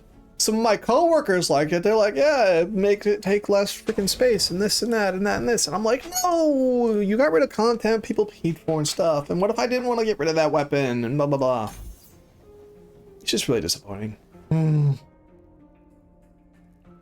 Directly casting it. Killing an enemy has a chance to summon a skeleton vanguard. Fuck it, why not? Extra meat shields, right? Plus we'll see whether or not I'm actually correct about this build. It only has a 10% chance to cast a skeleton vanguard, so we'll find out. We'll find out. It should work. Like, so far this game has been working the way I've expected it to. But a couple of times it hasn't. What is this? Increased fire damage over time. Ooh. Yes, sir. So what we're doing is we're empowering the boss as well. Because if you empower the boss, it empowers the uniques you get with some special effects they wouldn't otherwise have. You gotta do it 3 times to get maximum out of him. But yeah. So I'm just sad about Destiny and whatnot. I'm just sad because it was... I know a lot of people didn't like it, but I enjoyed it. I had fun with it. I enjoy the good things it did for other people as well. It's just kind of sad what's happened to it over the years. It is what it is, though. It is what it is. I never like seeing things fall away like that. So far, no Skelly Vanguard, so this build might not be working the way I'm expecting it to. Maybe it is. Because it keeps leveling up the bow. Beer?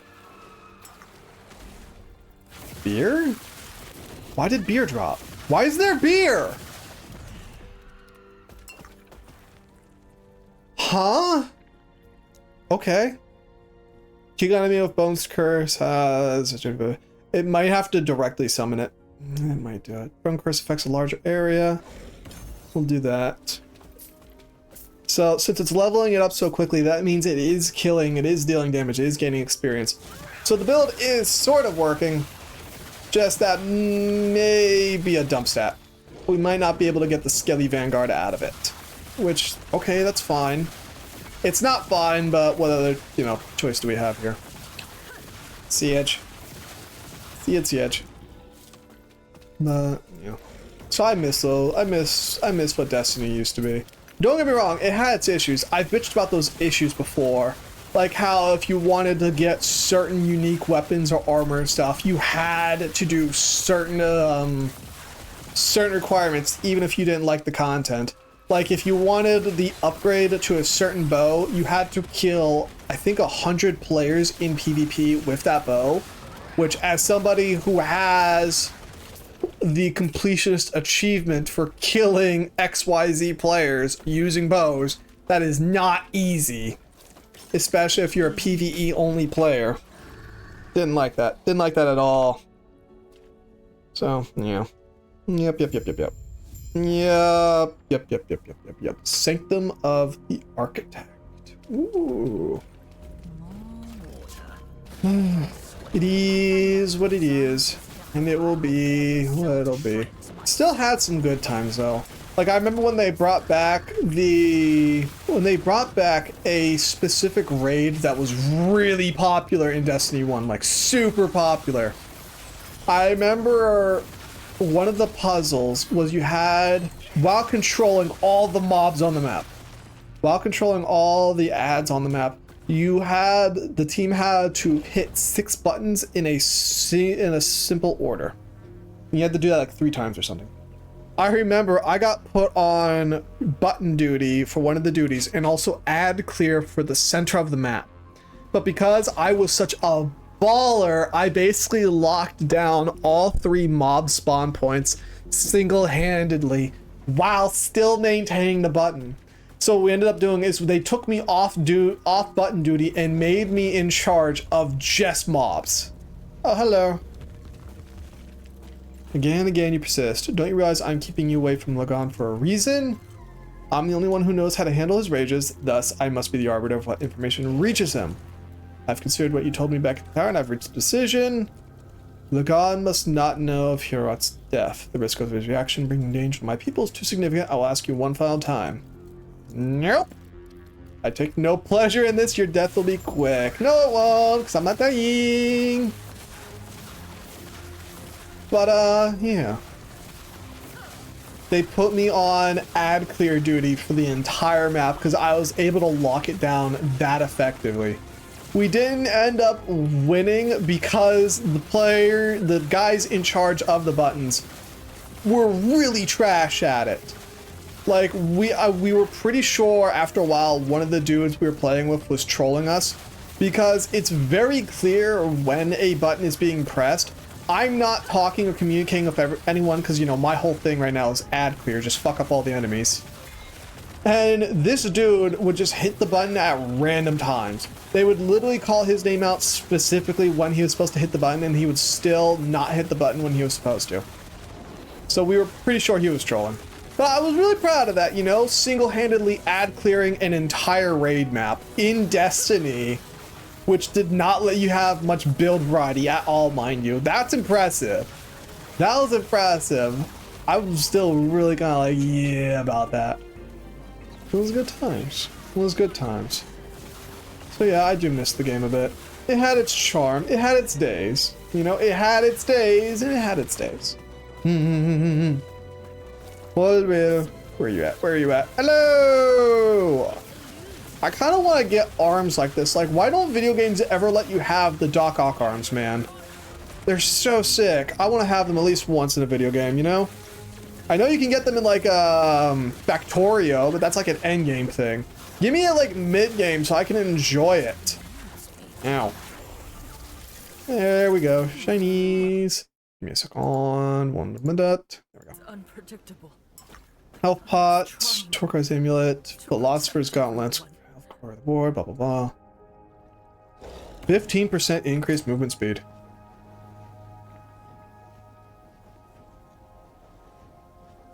Yeah, give me that. Give me those boots. I want to walk faster. Can I upgrade my movement speed as well? Adds 1 random tier of FX to all empty slots. What do we have here? Ooh, we got increased movement speed. Yes. Yes. Fabulous. We now should have 25% movement speed. It's a little better. It's not quite zippy, but it's better. See, Path of Exile doesn't let you do that. Seafloor Coliseum. Uh-oh. Oh.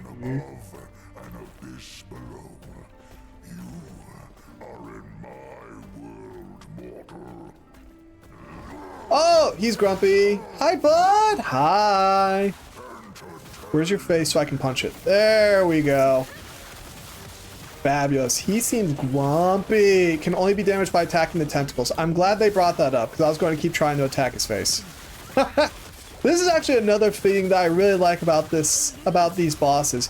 If you're DPSing a boss too hard, instead of just making them invincible or something, they'll give them a temporary shield that will also decay as time goes on. So if you just happen to deal one instance of huge damage, you don't have to worry about the shield just being up for forever. Ah, destroy the tentacles. Okay. You don't have to worry about that. That's kind of sick. That's honestly really cool of the devs to do that. I think that's a really good idea.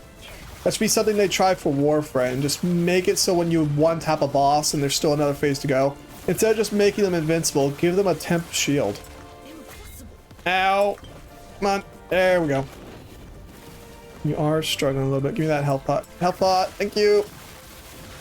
Hello. I see why you might want Profane Veil now. I'm feeling the vibe. I'm feeling the vibe a bit there. Yeah. Oopsies. Where's the last one at? Where'd you go? Hi, bud. Come here. Come here. Come here. Where's the last one at? Should be in. Oh. Get those troglodytes, whatever they're called. Is it a trilobite? I think it's a trilobite. You know, that used to be one of my favorite Pokemon, was these little trilobite things. Definitely. Oh, yeah, because I stopped specializing in it. That'll do it. Oh, dear. Come on. Yeah, get back on the boat. Get back on the board, Pookie. But, yeah. Yup. Still a good way to dodge attacks, it seems like. I miss what some of those old MMOs were like. I know MMOs nowadays are way better than they used to be. Like, a lot less grindy, more free-to-play things. But you can't help but miss the nostalgia, you know what I mean? I can't help, oh Jesus, I can't help but miss how things used to be just a little bit. Like, you know, I mean, I miss the days of like, when World of Warcraft was actually like good and stuff, you know? Hello, hi! I have grown tired of this. Your skills entertained me, and for that you shall live. Now, why have you come here? Assy, the brash bird. I'd think Majasa would be next, if Raya might do me a kindness. Blythe might have mentioned such violence. It's far more interesting than her talk of trade routes. His lance. So he finally brought it out again, and he gave it to such a tiny mortal. Oh, you're an amusing little thing, traveler. You may have my blessing. Should I be? Even that temper would never reach beneath these waves. But that bitter snake Majasa, she is exposed in her deserts. I've no doubt she'll be next. That would be a shame. to miss. Her life. Her life is mine, mortal. She'll take some time trapped in that rotting body in order to remind her. Make no mistake. I command everything within my realm. Your every step. Love these big under the sea arenas where the water's towering up. Now you sound like Lyath. The people of Thetima are mundane, and any occupation of the city could be easily washed away by my storms. Come now, mortal. Your conscience is boring. Rude. Ooh, shinies. Not shinies. Bruh. Homeboy here dumped out some trash. This guy. Well, some of this is still some good base material to work with. Still not great. Freaking guy. Oh. Alright. Oh, we just teleported straight into the desert, did we? Oh no, we're back on the beach. It's a very beachy beach. Hello! Be with you. Thankfully, the only family he had died a few weeks ago, so won't have to worry about paying any death benefits. Did you find the shells? He what? Well, I can't say I'm surprised. Corden was the only one who could keep him grounded. Thank you for assistance in this matter. Payment is in order. Oh, 4,000. Hell yeah. Which fire you inflict deals more damage, multiplied with multipliers per 1% global chance. Additionally, while you have Ignite or Overload, your hits spread which fire. I really want that. And this also gives us more stuff. But yeah. What is this? Chance to apply damned on hit. Ooh. Whoa. Damned is a curse debuff, so it basically gives us a way to passively apply, what are they called? It gives us a way to apply curses with no trouble. Each one of attunement grants 2 mana and improves skills that rely on innate mana inside your surroundings. Still don't know what that does. V up real fast. Oh, that's why we didn't get any faster. Yeah, that is a bit faster, actually. Oops. Swap out the body. 53 armor. 11 cast speed. Cast speed's more DPS, so, you know. Bum bum bum bum. Bum bum. Damage reflected. Reflected to attackers. What's the difference? Damage reflected to attackers. I don't know what the difference is. We're just gonna apply intelligence. Ooh. Minion health, mana. Do we really want more mana? Vitality would actually be kind of nice. Or we could just go all the way in intelligence and armor. Yeah, we'll just go into intelligence. Fuck it. And we ran out of forging potential. See, that's why I don't really like the forging potential thing. That's a little... Yeah, that one's trashed up. I don't like forging potential. Forging potential is kind of yucky. Don't really appreciate that. Hello, hi, sell, sell, sell, sell, sell, sell. Get rid of all this crap-a-dap. There we go. Where are we going? Where are we going? Yeah, this is much zippier though. When Hearten returned without you, I grew worried. What happened? You met Lagon and have his blessing? Oh, thank Terra. I only wish we could have won Liath's support. Did you have to kill her? Surely there must have been some way to persuade her. Though... I feel like they're hinting at stuff here. Like, this seems like one of those games where if you... Because they gave you access to the entire timeline off there. This feels like one of those things where if you would know the sequence of events, you could just skip entire events. Next, we must find Majasa. I've spoken with Melvin and convinced him to ferry us to Soreth Kar. It will be a long road to Majelka after, but you are used to walking, right? At least it feels like it. Like, part of the reason why we're here right now is because you went to the Imperial era, you fucked up the dude who basically made the Ruined era, except everyone was like, oh shit, you can't kill him, he's immortal, without, you know, the MacGuffin. So now we're here working on the MacGuffin. So... yeah. Yeah. So we're slowly just kind of chewing through it right now. Slowly chewing through it. Confirm. Ooh, it's nice and dark. Hello. There you are. Yes, here I am. I've been questioning things. My devotion to Lagon. Despite years of telling, I needed a change of scenery. Also, I'd like you to take this. My idol of Lagon. Hopefully it can help someone else. There's a shrine just outside the city. People leave idols there to protect others on their travels. Okie dokie. How did you enjoy the trip? Glad to hear it. I do not. Though be on guard, you will need to arrange a caravan to Majelka. Unfortunately, no. There are things I need to take care of here. I'd apologize, but I feel I do recommend you seek out the Sapphire Nagasa before you go. Good. Then I'll see you in Majelka. Okie dokie. Here we go, killing again. Oh wow, we are a lot zippier. Bam. Let's see if this salesman has anything before we go. I've been waiting for them to have fart out something decent. But they so far have eluded me. So far. Like, I really like the scepter because it has a chance to inflict spreading flames and it increases fire damage over time. However, I've been holding on to it for a while. I'm not sure if it's a best in slot or not. Reduce health cost of spells, increase health regeneration. This has less forging potential than this, so there's no point in grabbing it.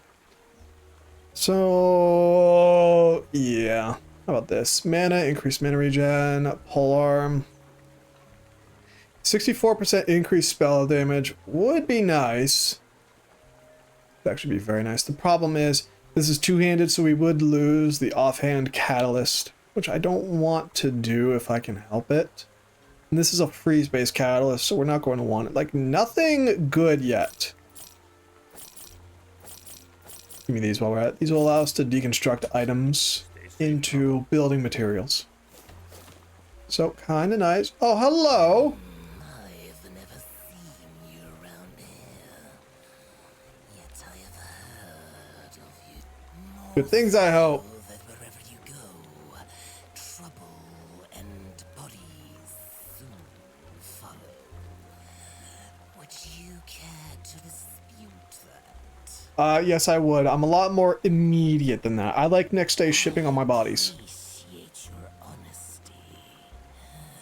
I enjoy the relative peace and quiet we've managed to establish for Sorethkar.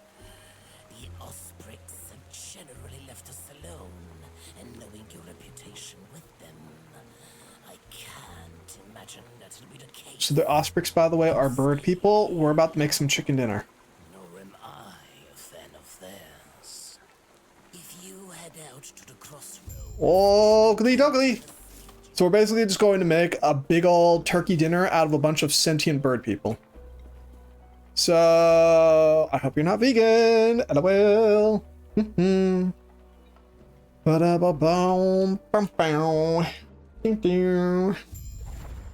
Oh, here we go. We're going over here for the shrine first, just to do the side quest real fast. We do need some more defensive options, by the way. I keep getting really close to death, and I do not appreciate that. Really not a vibe right now. It is so not great. Oh boy. But yeah, I've been enjoying this game a bit. Ah, excuse me. Now, did you hear my voice just said then? Ew. Ugh. Yuck.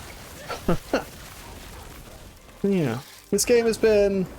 It's been nice. It's been nice to play just a random game from random studio for no reason. It makes me also want to try that new expedition game that everyone's been talking about. I'm debating on it. I've been seeing a lot of positives about it, like a lot of positives. So I'm debating on it. But I want to at least complete the story here first. At the very least, the story. The shrine stands before you. Its candles are lit, but is lacking in idols and tribute. We place the tribute. We gotta return to Dingleberg. We'll just teleport in real fast. Goodbye. Go away. So, yeah. Expedition 33. I've been hearing stuff about it, so I'm at least a little interested. I'm willing to look at it, you know what I mean? I'm willing to take a little peek. See? Hello, hi. Good. It may help someone in need. Someone whose faith still holds strong. My faith? I wonder, have I been blind to it? Have the gods always been this way? I suppose you're right. Please, And give me some shinies. Let's see. Affects a larger area. Reduce enemy armor. Applies mark for death every 2 seconds but costs more mana. We don't care about that. No, we do not. Ah, we're stuck. But yeah. Yep. I want to try a new MMO though. I was so looking forward to Blue Archive. And I'm just so disappointed by what it became. I know I've been talking about Elder Scrolls Online and Final Fantasy XIV as well. I remember I was going to download ESO, so maybe I should download it again today when I go to the gym. That could be a thing. I'd like to join a new MMO though, you know? Yeah, let me actually put that up in the background for myself here. New MMOs. Throne and Liberty. Once Human. I thought Once Human was going to be something else. I didn't realize that was going to be an MMO. Damn! Bitch! What the fuck? I was alt-tabbed. He walked up at the door and he was like, let me grab his ass real fast. What the fuck? Oh, he just gave me a fucking dick twister is what he did. Yeah, I'm still not used to this not allowing you to pause the game. That one's still kind of weird to me, even though I'm pretty sure I'm playing offline. I'm not playing offline right now. There's a whole chat box, that's right. Still though. Oh. What the hell? Whoopsies. Boots of fortification. We'll keep these boots for now. These are swiftly boots. Go away. See, this is why I like the fire thing, because I can just let them all explode.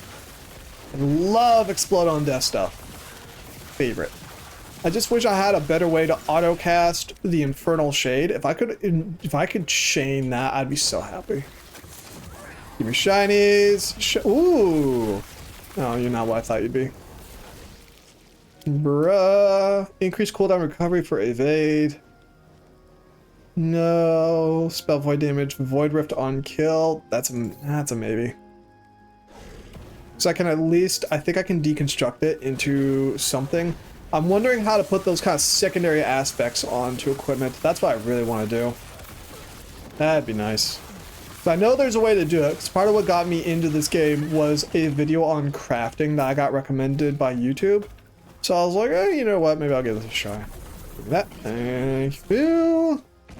Now we're off. But yeah, I wish Path of Exile would allow you to kind of have these little build variety things. Like, I understand Path of Exile 2 is wanting to be like the Dark Souls of these kinds of games.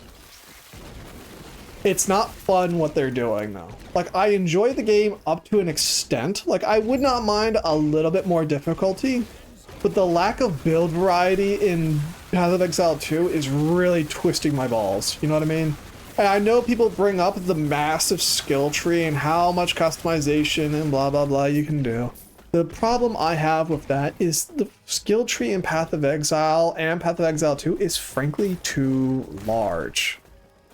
Like, that's all I can really say about it. It's just too big.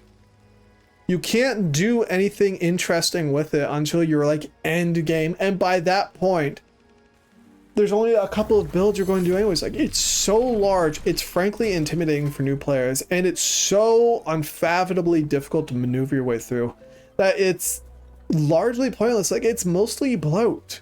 It's mostly 5% increase in this, 5% increase in that. Occasionally you reach a major node. Dodging Osprix is off the table now. Fortunately, there's another path, but that puts us in Scalebane territory. I'd rather take my chances with them.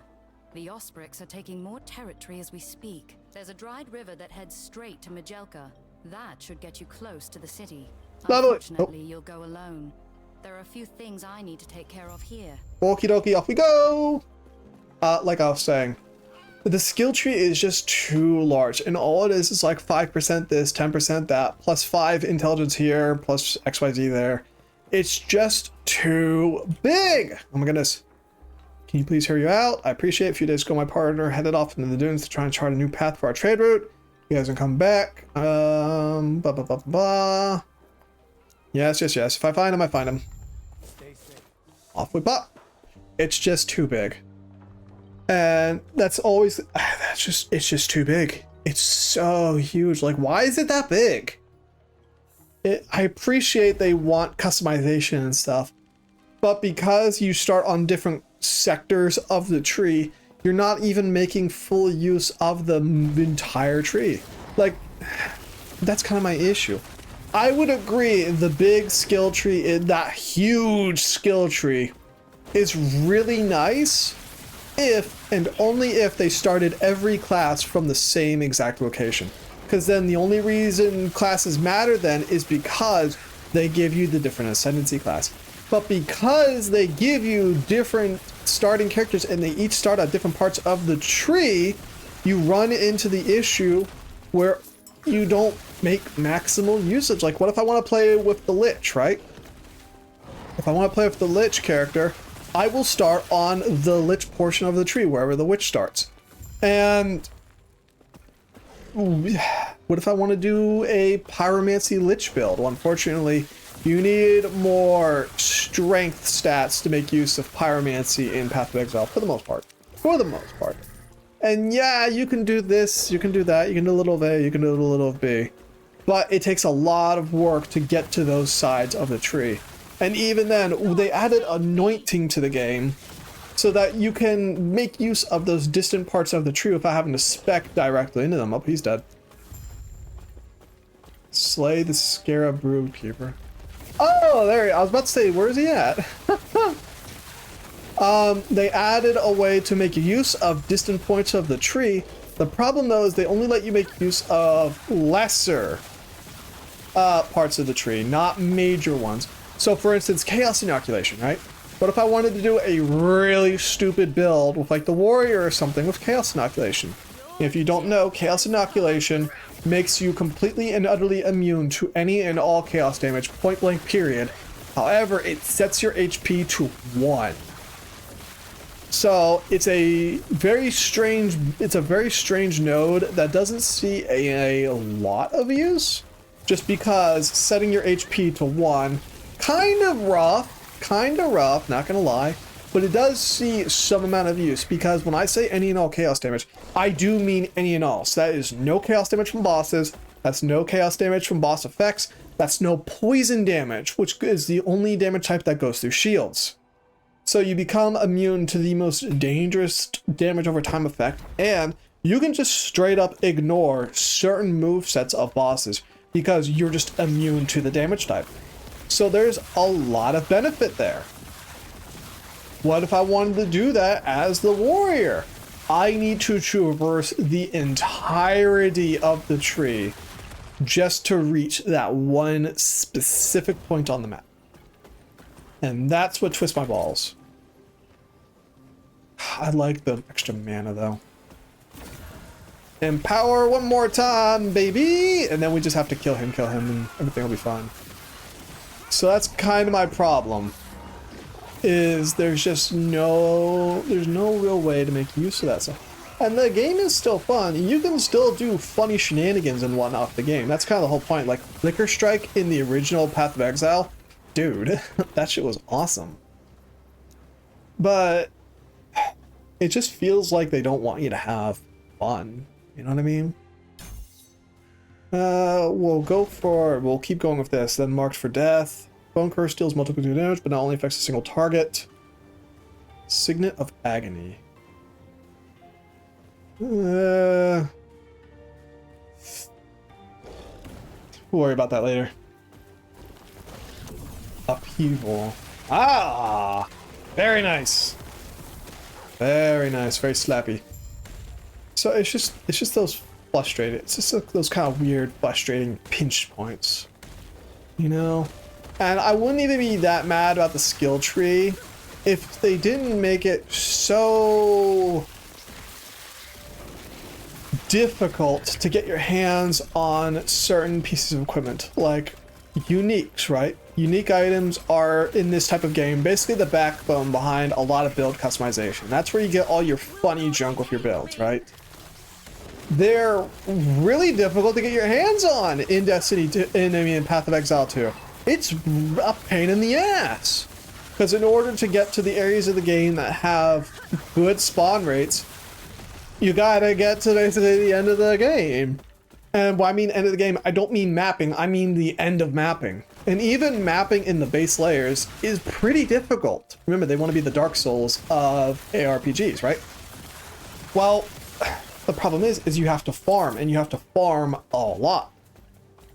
Farming a lot in Dark Souls wannabe gameplay, which is deliberately a bit of a slog just for being a slog's sake, is not fun. I get it, other players are doing it. They're walking, simulating the map and stuff, and that's fine. But I can't do that with the gameplay style that I want to do, and that's just kind of the frustrating part. Am I supposed to be able to kill this guy? I'm not seeing a health bar, and it is getting concerning.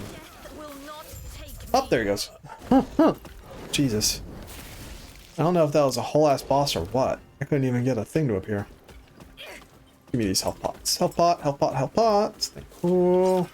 Hello. Who are you? For the assist there. I was in a bind, and you got me out of it. I won't forget it. I could have gotten out of it at any point. But I was choosing to... You happened to come by and made that plan irrelevant. Besides, I didn't want to try my chances with so many of them, if I didn't have to. Perhaps I'll tell you along the way. I presume you're headed towards Majelka as well, correct? Well, if you are, I may be able to lend a hand. You're obviously able to handle yourself just fine. But I know my way around the dunes, and I have connections in Majelka. You helped me. Let me return. I can't complain about that offer. You ready to head out then? Oakley dokley. Guess we have a guy now. Yes, he's friendship? The Scalebane were never meant to be common thugs. Hello! Explode. But yeah. So they add basically all the build customization into uniques, which you can't even effectually farm until like deep endgame. And they still hand out freebies every so often. Like there's the one map node that just gives you a free unique.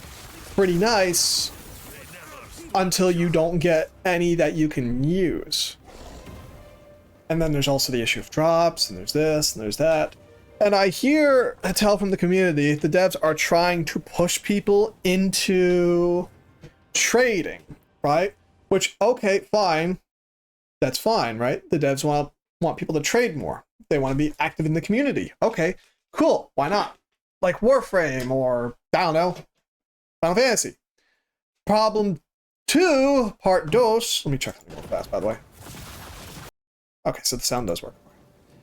Part dos. What if I don't want to?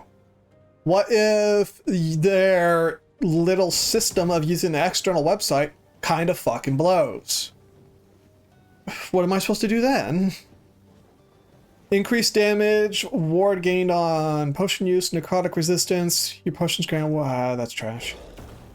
Also, we could swap out this now. I wanted it for the void damage. I don't think I'm getting void damage. So we need a different necklace. We need a different necklace. That's fine though. We can work on that. Yeah, that one. No. So it's like they want you to trade other players for your uniques and stuff, but they don't add a good way in the game to do that. People have been wanting an auction house for forever, but the devs keep saying, no, no, we don't want to have an auction house, no. Which is fucking stupid because they already added an auction house for currency and stuff. But they're like, no, we don't want to make it that easy for you to get that crap. Like, they're deliberate. I understand they want to make the game a certain direction. They want to encourage a certain playstyle. They want to encourage trading. They want to encourage this. They want to encourage that. But they're doing it at the consequence of making it less fun. Like, I understand having a particular system in the video game because you want the game to be a certain kind of game. But when it is actively taking away from the central experience of the game, I think you need... Oop, texture glitch. I think you need to kind of take a step back here. You know what I mean? Like, what's a good way to describe it? Warframe in the Foundry system, right? They use the Foundry system as a way to encourage players to buy platinum and spend platinum on the game, right? Because it takes 24 hours, 72 hours, 12 hours to make some thingy ding or another, right? Or you can just toss up some platinum real fast and do the thing. It's kind of annoying, I don't like it, but it does feed into kind of how the game's overall themes, right? The Corpus, the broken Foundry, your broken Cephalon, all these systems, right? It makes sense narratively speaking. Which, again, in Path of Exile, it does make some narrative speaking. You are in exile, you are no longer really any government bodies or anything to protect you from XYZ. So yeah, you're not going to have a definitive trade platform, an auction house, any of the creature comforts you'd have at home. That's fine. The difference though is Warframe just time gates your crap. So while it is kind of annoying that you have to wait 72 hours before you can get another Warframe, give or take, since it's kind of annoying, but you could still just kind of skip it, or you could just buy the Warframe outright, unless it's Prime. The problem with Path of Exile is it is actively blocking your ability to both get platinum as a currency, because remember, they don't sell the trade currency. You can't trade premium currency in Path of Exile. You can only trade player currencies like building materials and stuff. Since they're not allowing you, they don't, because they're limiting the resources you, the player, can get, you're limiting the player's ability to not only interact with the game, you're limiting the player's ability to interact with other players. So even if I get that free unique, I might not be able to sell it to another player because one, that unique is trash. Two, those players might not have access to the materials at hand. And even then, they might not be able to trade me anything that's useful, so I might just be screwed. So I get, in a roundabout way, what I'm trying to say is the power drip feed is too small and too slow. The skill tree is not impactful enough to overwrite bad drops. So they said they upgraded the drops recently. I haven't tried that yet because I've been kind of burnt out on the game. Because, you know, my first foray has been kind of not super great. Because again, the mapping's a bit of a slog, and they drip feed all the good stuff, which is another thing I was going to bitch about, was the, crap, what's it called? The support gems. I hate the support gems. I love the idea of having to upgrade your skills, right? Of having to give them more support gem slot. If the jeweler orbs would drop a little bit more often. Of Bal orbing them to get more damage, less mana cost, more this, less that. Having the risk of it blowing up in your face. I'm chill with that. That's kind of cool. It's kind of slappy. The problem though is the support gems, because the support gems are basically your skills. Well, you're supplementing little ability things, you know, this crap, the skill, it's basically the skill tree for your thing. Get destructive intensity, blah blah blah. Improves base crit chance. Whenever you cast chaos bolts, you gain a stack of destruction intensity up to the maximum. How much is the max? Each stack, oh, maximum is 2. Each stack reduces target area and improves Chaos Bolt critical strike chance. If you go 2 seconds without getting a stack, all stacks are lost. Critical chance goes up by 1% per stack. We're gonna avoid that. Explosions have a chance to deal in a much larger area, or we could just have more damage. Deal more damage to damn blah blah blah. Deal more damage over time, equal to a portion of my missing health. Directly chaos bolts. Increases duration. Ooh. It just they space out the powerful components too much. And it makes it more of a grind and a slog than it's fun.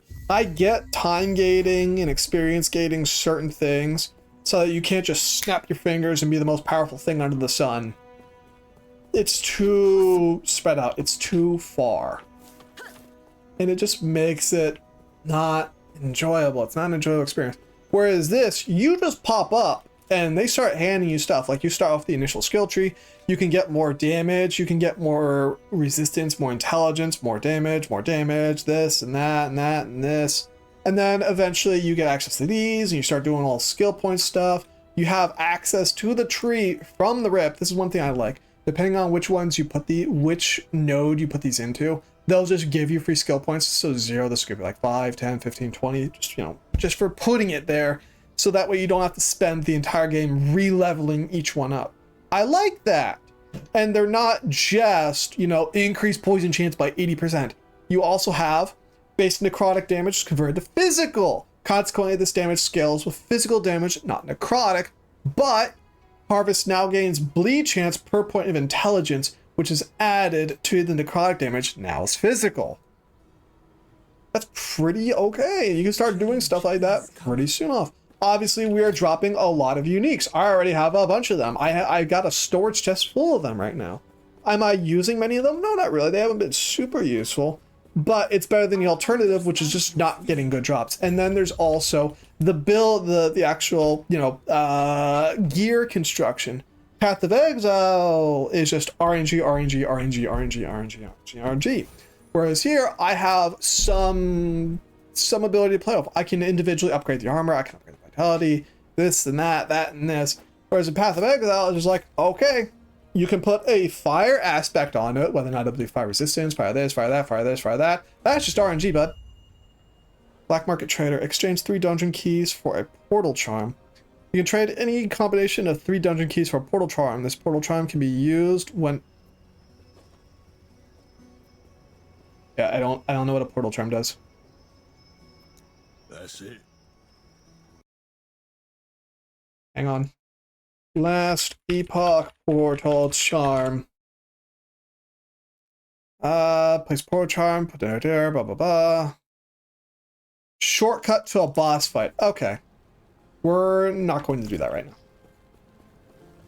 now. Oh, Jesus. How long have we all been bound by the chains of fate?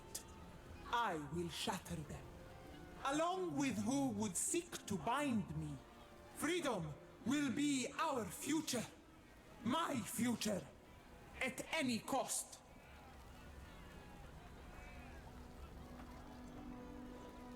Okay. Cool. Hello. I sent a falcon bearing a message to expect you. Have you found the merchant? I have. He's dead. Here's his month pay. He won't be needing that. No, he won't. No, he won't. How about you? Give me shinies. Show him the relic. I refuse to deal with grey robbers. Let me tell you exactly what I think of your ilk. Contact. You'll know when you see him. Deal. Can I help you? What shinies does he have, by the way? 20% mana. This is 25%. 15 and 15, 10, 14, 40% till 12. Useless. Coral Wand of Stillness, lightning damage. No. Freeze rate. No. Give me these at the very least. Disassemble stuff later. It'll be useful one day. 45% physical resistance. What the fuck? What the frick? What the hell? Runestone is kind of useful because that's mana per, that's ward per second, so it's basically shield regen. I do like uncast though, just because. You never know. What do you want? Tracking down another merchant? A similar fate on the off chance he's all right, I want to know. Cool, start near the oasis. I'm sure you've heard of it. All sorts of creatures that way. I fear you may have gotten caught there. I'll let you know. And am I supposed to talk to you? Permitted inside the temple of Majasa at this time. Cool. Could be days, could be years. There's plenty to see and do in Majel. The temple is closed. Leave. What warm hospitality. I love Was sarcasm. it just me, or was that speech unusual? I don't know much about their customs, but it is the first time I've heard of their temple being closed. If we're not able to get inside the temple and speak with Majasa, everything will be for naught. I can just kill everyone. You have a plan. Yup, it's called murder. I am not sure if we can trust this friend of yours, but I trust you. My friend is my knife. His name is Knifey. We will stab them. Kill them all. And, let God sort them out, I guess. So yeah, we have a bunch of shinies here. I don't really make use of them, because I don't know what to use them on, but we got lots of them. We do have lots of them. Increased duration of profane veils. See, we got shinies. We got shinies for days. Shinies for days. Increased poison damage while Aura of Decay is active. I don't use that. So we do have stuff. I was debating on this. 285% increased critical strike chance. You cannot leech health from critical strikes. Plus 4 to all attributes. If I was doing crit shenanigans, this would be the helmet, I think. Like, dude, what? We also have... We got a lot of just stuff right now. 20% of current health lost per second. 13 of missing health is gained as ward per second, and also an additional 13 ward per second, 109 dodge rating, and then 9 ward gain when you dodge. This is one thing I'm debating on, because a couple of my skills require me to be missing HP in order to make use of them. So if I could just be losing 99% of my HP at a time, I imagine that's going to be a thing. This I can't use yet. 37% chance to apply fragility, increased attack speed and cast speed, 48 physical damage, 43 spell physical damage with sacrifice, 37 increased area. When a minion dies, you have a 48% chance to cast sacrifice on the lowest health minion. Like that's pretty good. The problem is the level 71 item, so can't use it. Haha. This actually, I didn't look at these before, but now that I'm looking at them again, 12% more spell damage on low health enemies. And this is just elemental damage leached as health. We're not really making effectual usage of this because I'm not really using much elemental damage. I'm using fire damage. 12% damage on low health enemies though. Could be nice. Could be slappy. Could be nice. So yeah, we've slowly been collecting stuff. This ring is also interesting. Plus 2 symbols of hope, which is a paladin item. 28% chance symbol gain rate, 24% increased healing efficiency, 14% increased armor. Symbols of Hope is automatically activated when damage taken leaves you below your endurance threshold. It's 79% of its cooldown and mana cost. Symbols of Hope, every 2 seconds, summons a symbol that orbits you, causing you and your allies' attacks and spells to deal 3 additional fire damage before modifiers, and increasing health regeneration by 20%. Activate to consume the symbol, granting 100 ward shield and 5% less damage taken per symbol. So that's a pretty good defensive option. I'm still debating on it, but we have 29% increased elemental damage here, which fire damage, so I don't know. I do not know. I did want to get a new amulet. Do I have any in here? Throwing damage, minion health, lightning damage, poison damage. Nothing I really want to make use of. And this one's weird. 11% more damage if you only have 1 singularity equipped.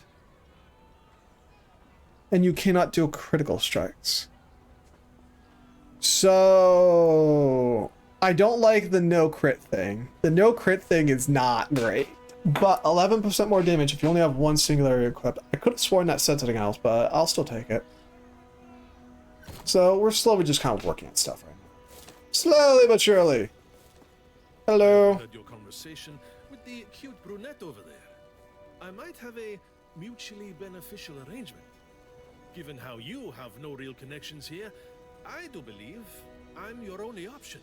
While I obviously appreciate it, I really need your help. Afterward, I'll owe you one. Deal! All right. I want you to help me take over the Scalebane. It's well within your abilities, I assure you. I've established quite the reputation for myself here, and I should be able to insert myself into the role of guild leader with relative ease. But we have to dispose of the current guild leader first. Absolutely. I've got to drop by the temple for a little errand as well, so this works out perfectly. And hey, if you're looking for a little detour before you dispose of the guild leader, let me know. I might have just the thing for you. Lovely. Is this a cigarette? Extra work. Now you're just, as I'm sure, his name. Bring me his head, of course. Okay. Fabulous. I do love these big areas. Before we go any further, it will be best to introduce yourself to some of the powers within the city.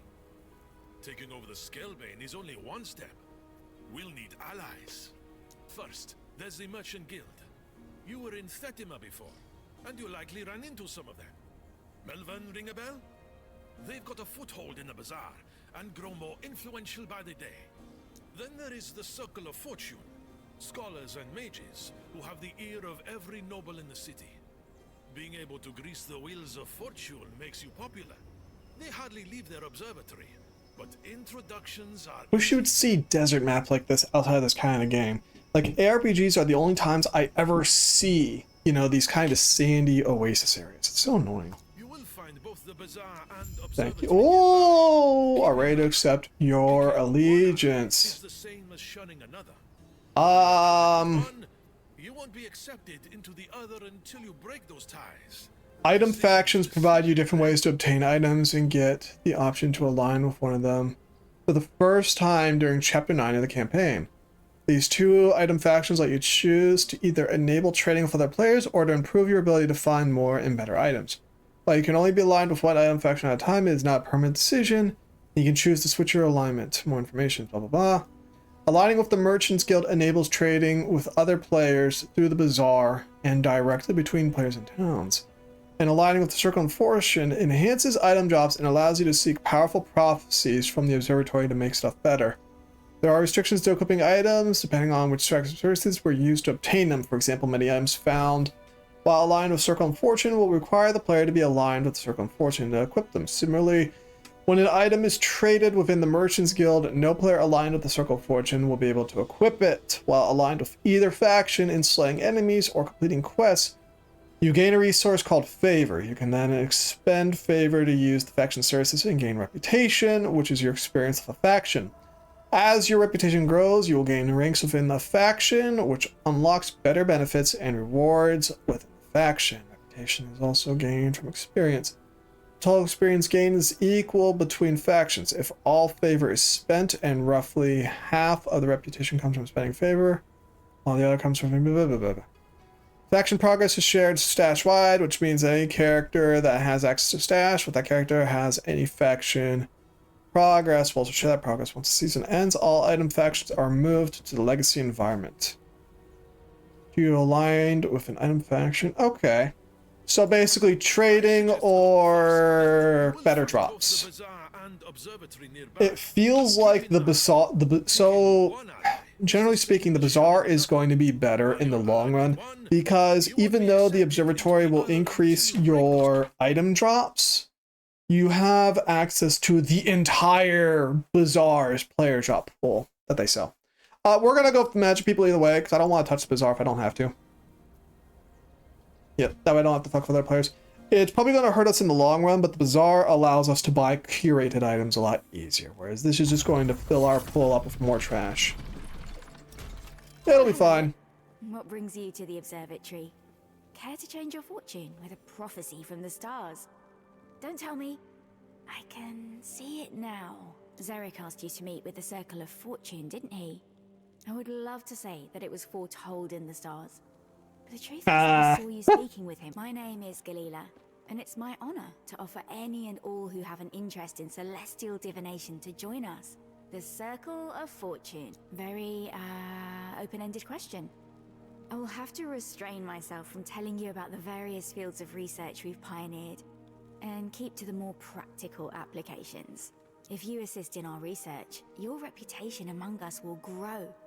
Then, with our knowledge of the stars, one might gain prophecies and use their guidance to discover treasure. While on a circle of fortune, you gain favor when slaying enemies or complete quests. Favor can be spent in the observatory to gain reputation, which is your experience of faction, blah, blah, blah.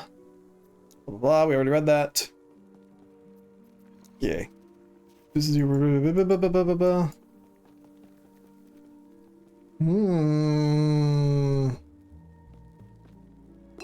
Very nice. What kind of shinies do we have over here? I love that we're in chapter 9 and we're just now getting access to this sort of stuff. Seek to learn of the art of prophecy, I presume. Prophecies are the medium through which we are able to observe, record, and yes. the telescopes within this tower, and use once you've made your first strides in the art of divination. Speak with Dalila if you so idle prophecies, armor. I could use some armor. Weapon, accessory, and my stash. We're going to go in the big weapons. 67 increased fire damage over time is nice, but we're kind of going more immediate damage, so let's see what we find. Okay. Unlock that rank 2, rank 5, 109. We cannot afford any of this. Fabulous. Jesus. Okay. We're learning. Two-handed staff, rare weapon, exalted quiver. Okay. Neat. Neat. Okay. What about armor?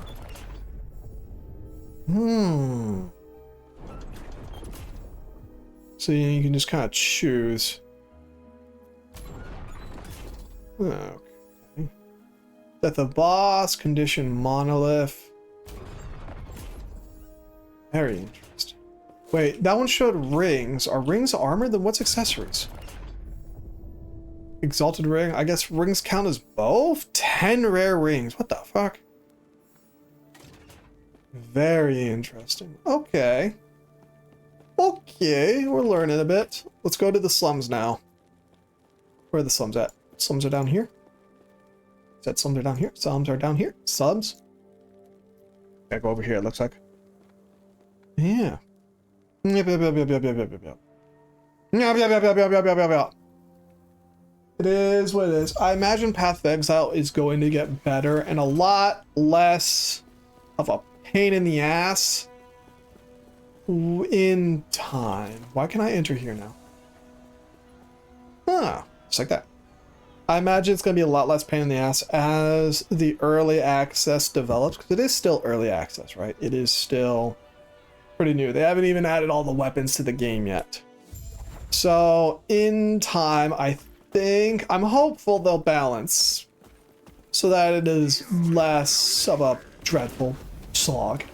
As well as its spells right now are real. I think the meta right now is supposed to be lightning damage on the Huntress.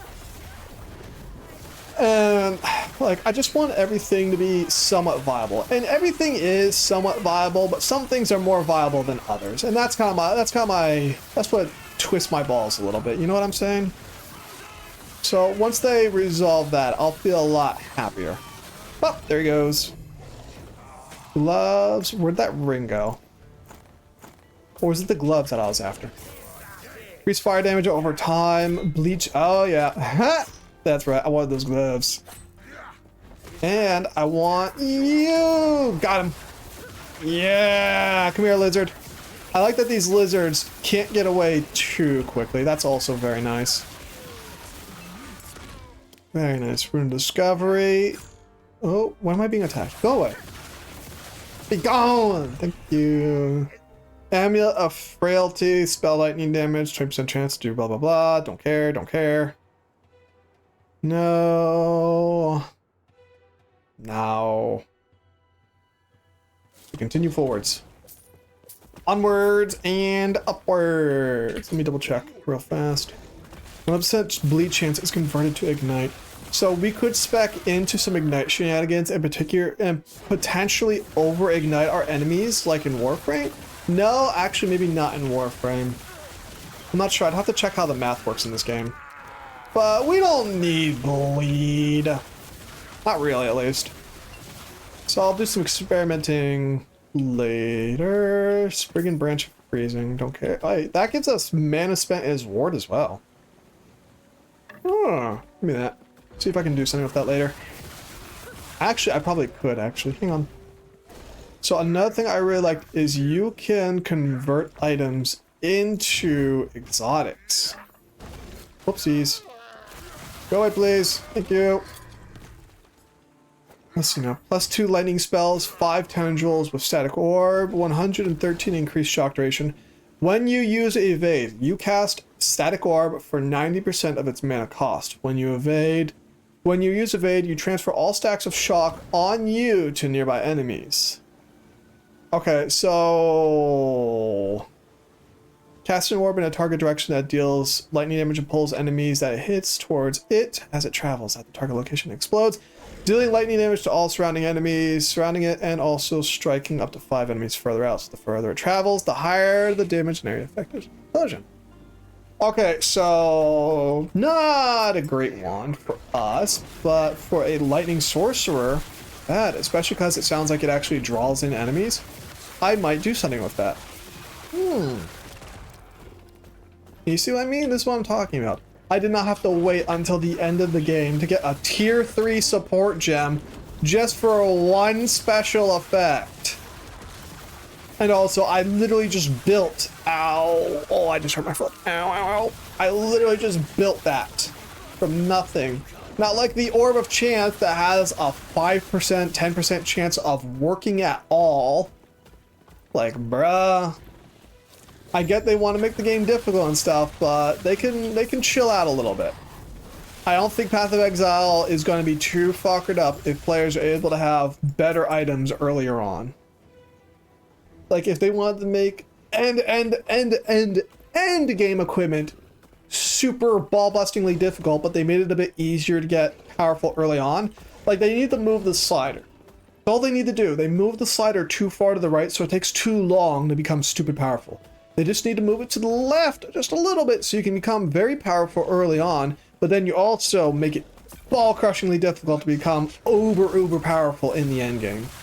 Like, Flicker Strike. If you don't know what Flicker Strike is, Flicker Strike was a ability in Path of Exile 1 that would consume a external resource that you could get through certain means. Certain spells would give you a thing called a Frenzy Charge, and you would use Frenzy Charges to teleport to a nearby enemy, not even a targeted enemy, a nearby enemy, and deal an amount of damage to them. That was it. That was Flicker Strike. And what people would do is they had a very specific build that, if done correctly, would give you a Frenzy Charge every time you killed an enemy, and I think every time you had a crit hit on an enemy. Then they would max out the critical stacks of Flicker Strike, and if the build was done properly, like about 80% of the time, you could click on one enemy with Flicker Strike using a Frenzy Charge, teleport to them, immediately kill them. Because you killed them, and with a crit hit, you would get a bunch of Frenzy stacks. You would do it again and again and again and again and again. Super quickly. Like in rapid succession.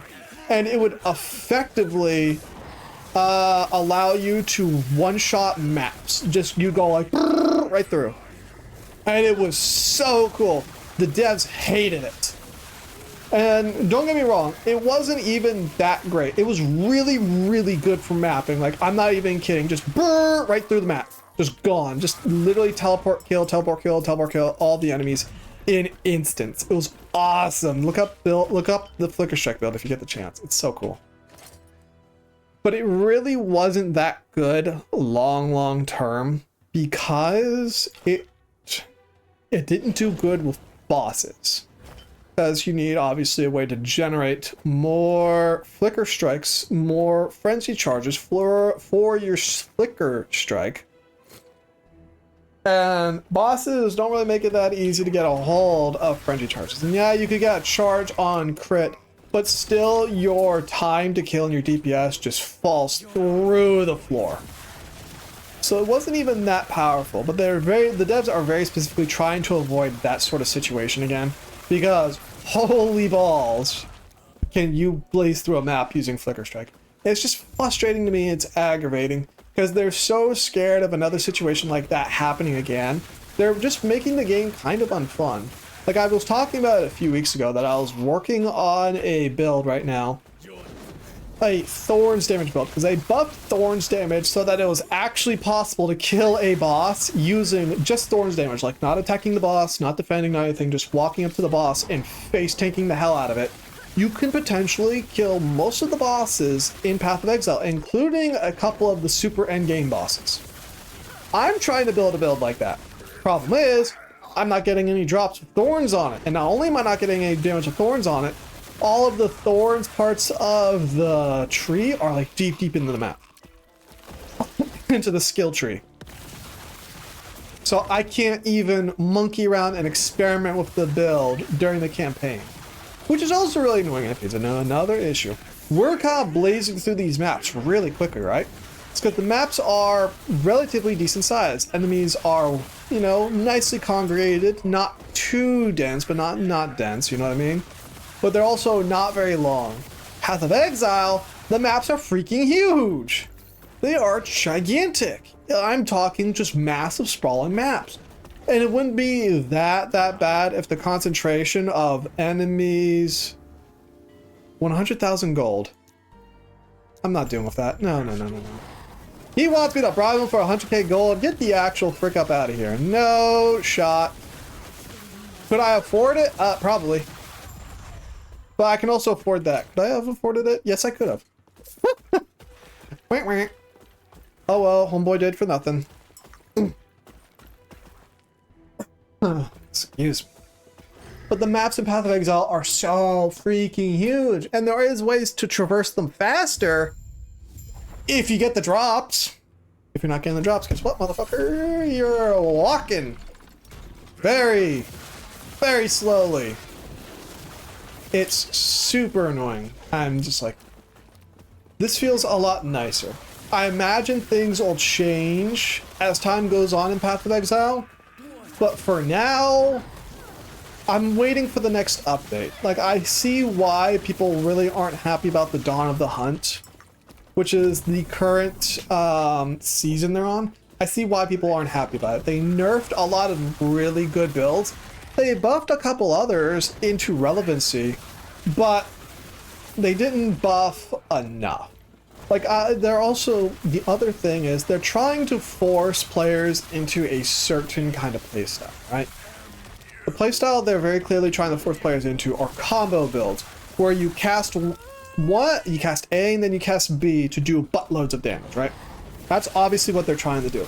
The problem is multifold. Enemies will sometimes die before you're able to get the whole combo off, and also, I don't want to do that. Like, I'm having fun with the combo I'm using right now, which is obviously I push one button if I have a lot of enemies nearby, I push a different button if I have one enemy nearby. And because of the way I've set up my builds and everything, the combo is in my build and is not in me pressing buttons. Which, again, I've joked about it before, I don't like playing video games, la la ha. It's really not fun when... Sorry, this cleaning lady's outside, she's vacuuming. Always gets really annoying. It's not fun when you're trying to restrict the way I play. Like, Contagion and Essence Drain, in particular, are two abilities in Path of Exile. Contagion is an ability that will, for like 4 seconds, deal a damage over time effect to enemies. If an enemy dies before the duration of the damage over time effect expires, they will spread any and all chaos damage over time effects on that enemy, including Contagion, into all surrounding enemies within like a couple of meters, not far, and reset the duration and multiply their damage by up to 300%. It's pretty good. However, it also has a lot of problems. See, Contagion only does a handful of damage. It does like no damage. So what you're supposed to do is use Essence Drain. Essence Drain will deal a piddling amount of damage on an enemy, but it'll leave a very large damage over time effect on that enemy. So it'll deal a little damage, and then it'll leave a big chaos damage over time effect. So what you're supposed to do is you're supposed to apply Essence Drain, and then when the enemy is near death, you apply Contagion. Contagion will then kill the enemy, spreading the damage over time effect and multiplying its damage onto other enemies. It's really good. It has a very, very straightforward system. A and B, A and B, A and B. The problem though is they want to do that for everything, and nothing else really synergizes with Contagion. Because I did say chaos damage over time effects. Well, that's very specifically chaos over damage time effects. So if you have a damage over time effect that is not chaos damage, it's not getting spread. And that's just that. If you don't want to use Essence Drain, you basically can't use Contagion. So, you know. Whereas this game, I'm just kind of doing my own thing. Like, I have Infernal Shade here. It deals damage, it explodes, chains in the next guy. I have like 3 abilities that can chain it on their own. It's frustrating. It's frustrating, it's frustrating, it's frustrating. It's frustrating that this game has so much right, whereas Path of Exile, which is supposed to be like the freaking iteration of these games, has so much wrong, I suppose is what I'm trying to say. Increases fire damage. Increased poison damage. What was this? 10 more spell damage to ignited enemies, 104% chance to ignite on hit with fire skills and necrotic skills. Oh yeah. 60% increased fire damage if you've killed an enemy recently, 100% increased armor while ignited, 100% of Hungering Souls base damage converted to fire, Hungering Souls ignite on hit instead of possessing. Yeah. This is really good with Chaos Bolts and something, and another skill that I haven't used yet, but I might just. Actually, check something real fast. Where's it at? Where's it at? This should spawn Hungering Souls, I think. No, no, no, that's cold damage. We're not doing that. No, it might not. May consume, gain abilities. No, no, it doesn't. They still work together though. Alright, continue forwards. There's supposed to be a thing over here that we want to get access to. I don't know what it is. Goodbye, Saul. Search for the hidden content. Oh. Hello. What brings you here? Nobody's spoke on how you guys should be about.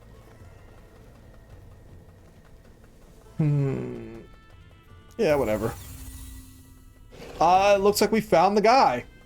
Can I just steal that? Let's see.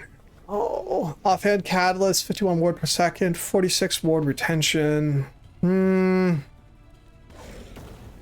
What about you? No, no ruby amulet, please and thank you. Mana regen, +1 to Hungering Souls.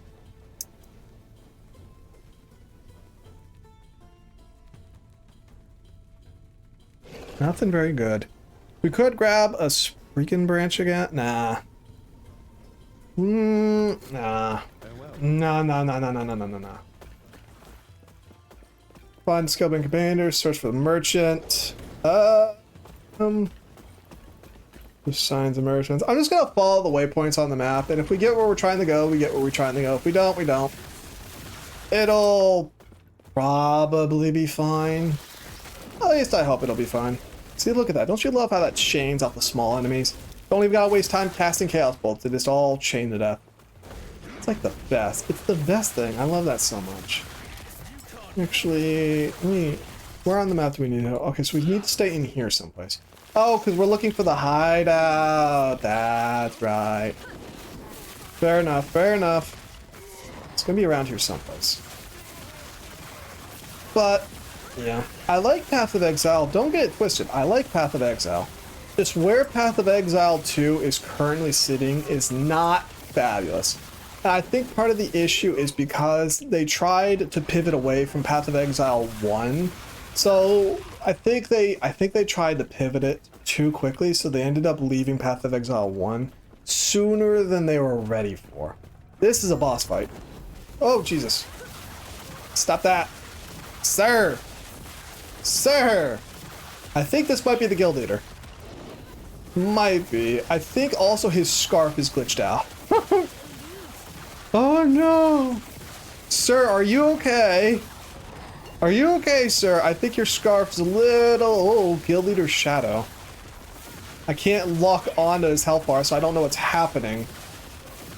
Hello? Come here. Where'd you go? Jesus. I think... Oh. Oh, now I can see his health bar. That's great.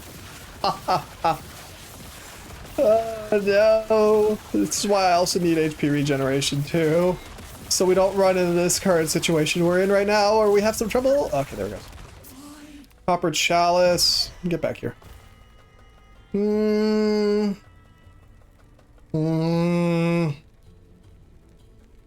Yeah, nothing too good. Return to Zarek. What does this say? The infiltration continues with great success. The Scalebane are still unaware of the fact that I stole the face of their leader. The only real threat we faced was cast out to the dunes to await questioning. The investigation of the rogue who fled the city remains cold. There are no traces of her beyond the Alteri cliffs. The chances of her returning are slim, but we'll need to be wary regardless. Are there any updates with the Vessel Maiden? If it is true that she is delving into forbidden magics, we may need to hasten the ritual if the goddess allows it. Cool! Looks like we have everything we need here. So we're just gonna go back up to there. Boop, boop, boop, boop. So yeah, I'm really starting to enjoy these games. I'm starting to see why Torchlight 2 was so popular way back in the day. Yep. Hello! Give me money. How's my new favorite bounty hunter doing? Do you have good news? I never doubted you. But I'm impressed nonetheless. Tracking Arjani down and dispatching him as fast as you did. I couldn't have asked for it to have gone any better. After you're done with your business in the temple, I sure wouldn't mind having you around once the Scalebane are under new management. Plenty of jobs to do around here. And even more once I'm running the show. Free money! Upgrade this real fast. Give me that larger area. Also, somebody over here wanted a thing, didn't they? What do you want? Okay, he doesn't want anything. Whatever.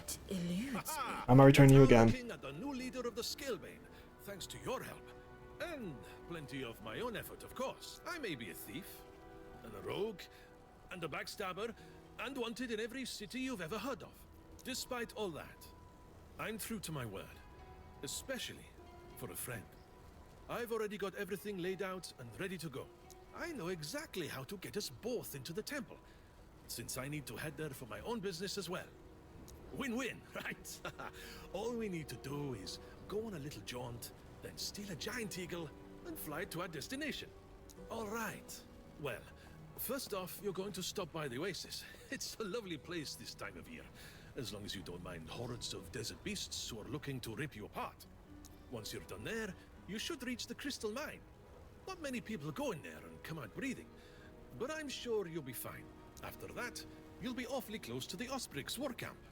I'll meet up with you just outside of it. Where else would we be getting a giant eagle? That's the plan. Oh, come on. Where's that fighting spirit? It's going to work. It's not like you've got any other options. The writing in this game is definitely very, very campy, but I've been enjoying it a lot. I've been having a good time with it. So I hope you guys had a good time with it too. Unfortunately, I do need to be going, grab lunch, get ready to go to the gym, etc., etc.